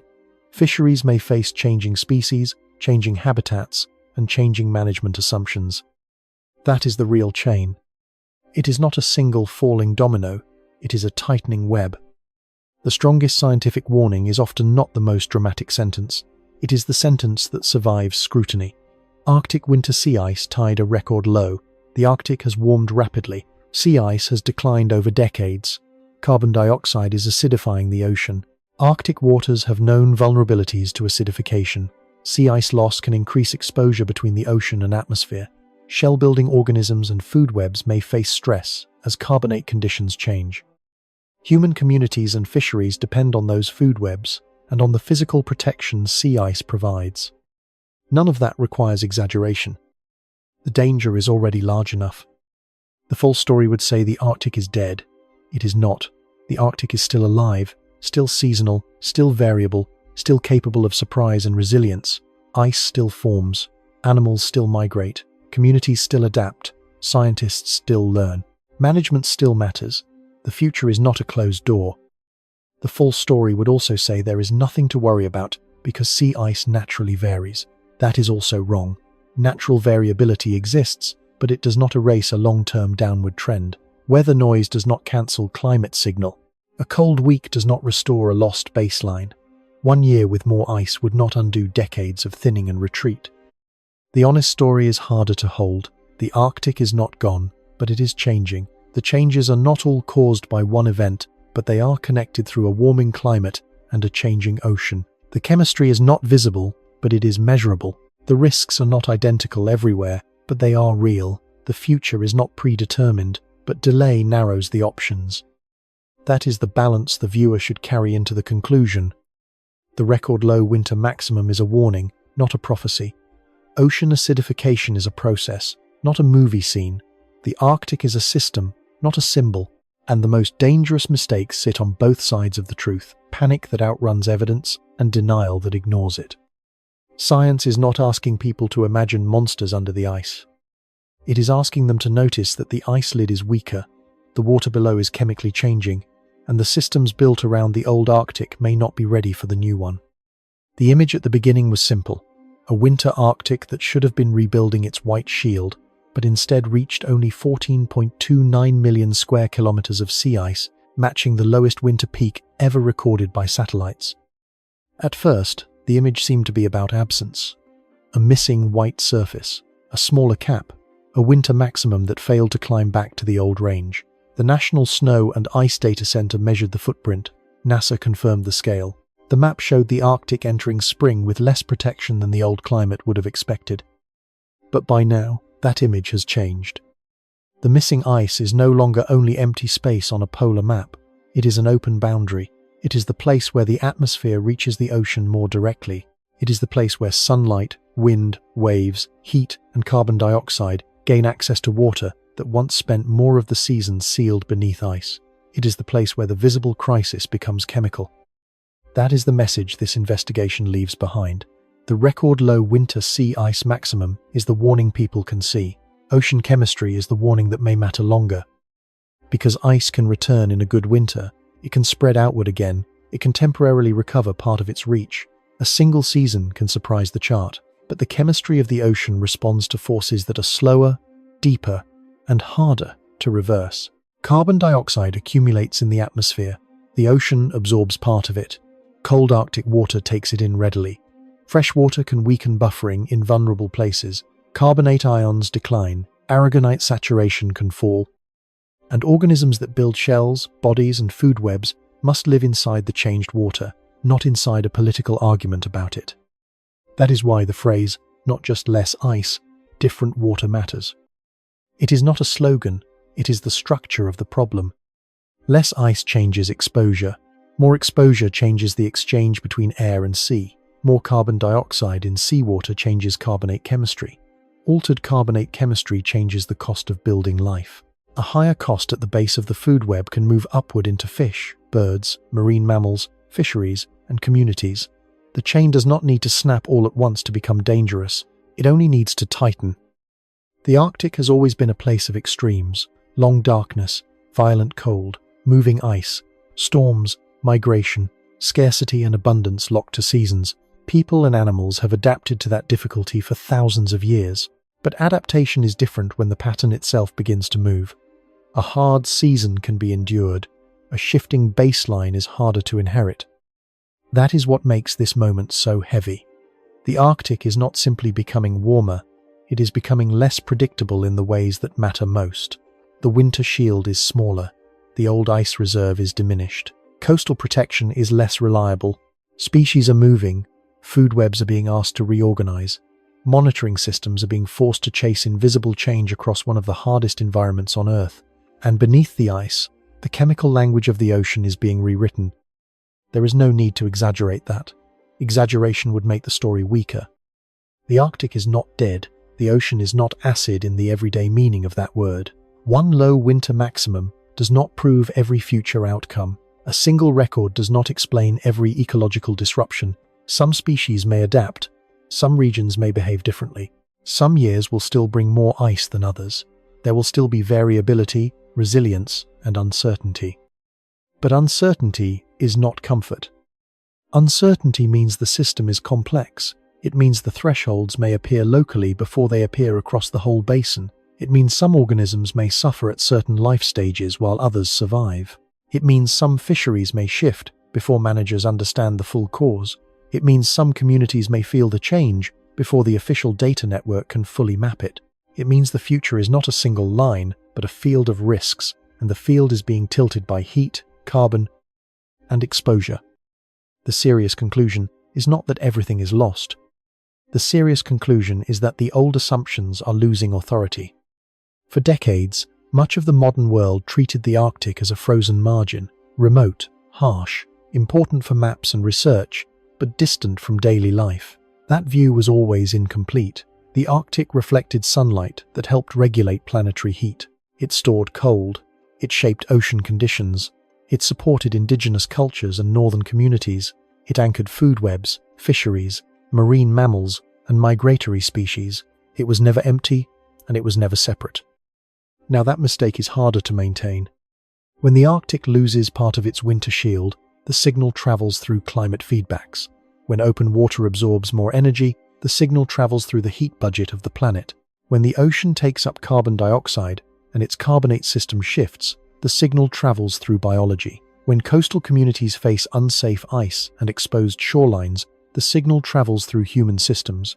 When fisheries and ecosystems face moving baselines, the signal travels through economies and food security. When institutions built for the old climate try to respond to the new one, the signal travels through governance. The Arctic does not have to be near a city to matter to that city. This is the system risk. A record low winter maximum is not only a climate statistic, it is a question about preparedness. Are observation networks dense enough to detect chemical change before biological damage becomes obvious? Are fisheries managed for a moving ocean rather than a fixed past? Are coastal communities supported before erosion and unsafe ice become emergencies? Is indigenous knowledge treated as essential science? Are carbon emissions being reduced fast enough to relieve the pressure on the ocean's chemical break? Are governments planning for coupled risks instead of isolated hazards? The Arctic is not asking one question. It is asking all of them at once. And that is why the chemistry matters so much. Ice loss is dramatic. Chemistry is foundational. A society can see a satellite image and understand that something large is missing. But it takes deeper attention to understand that the water itself may be becoming less supportive of the organisms that help hold the food web together. It takes patience to understand pH, alkalinity, carbonate ions, and aragonite saturation. It takes honesty to say that the invisible can be more important than the visible. The ocean does not need to look different from the surface to become different inside. That is one of the most unsettling truths in this story. A calm sea can carry a changing carbon balance. A cold sea can absorb more of the atmosphere humans have altered. A shell can become harder to build before the wider public knows anything has changed. A food web can absorb stress quietly until the stress appears somewhere more visible. In a fishery, a bird colony, a migration route, a harvest season, a community budget, a coastline. By then, the warning has already moved through several layers. That is why a record-low winter maximum should be treated as an entrance, not an ending.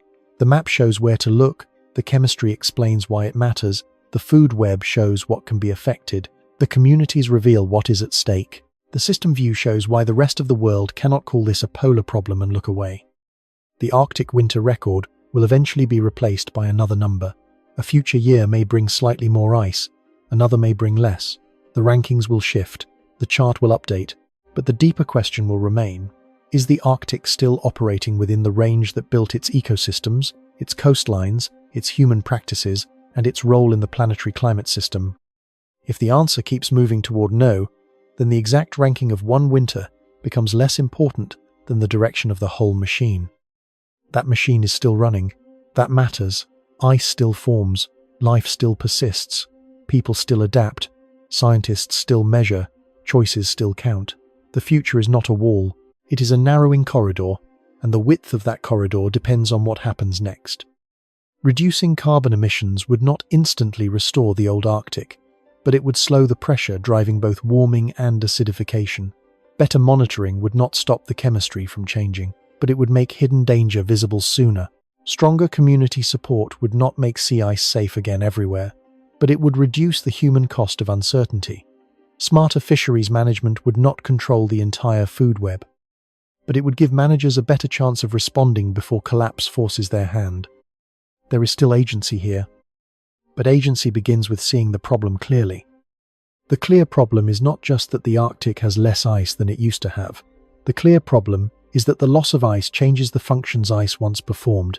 It changes reflection, it changes insulation, it changes travel, it changes coastal protection, it changes habitat, it changes timing, it changes exposure, and through exposure, it helps connect the atmosphere. Humans have changed to the ocean chemistry that marine life must endure. The Arctic used to hide much of that connection under a frozen lid. Now the lid is thinner, smaller, and less reliable. That is the image that should remain after the record itself fades from the news cycle. Not an empty white map, not a distant frozen desert, but a dark winter ocean where there should have been more ice, quietly exchanging carbon with the air above it, carrying that carbon into reactions that shape the smallest lives in the sea.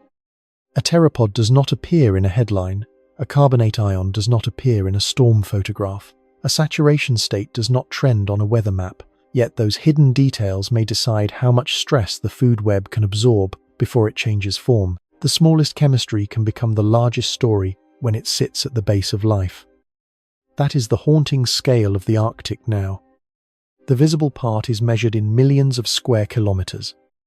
The invisible part is measured in molecules, ions, saturation states, and the energy budgets of organisms too small to be seen from shore. Between those two scales sits the future. The ice record tells the world that the surface is changing.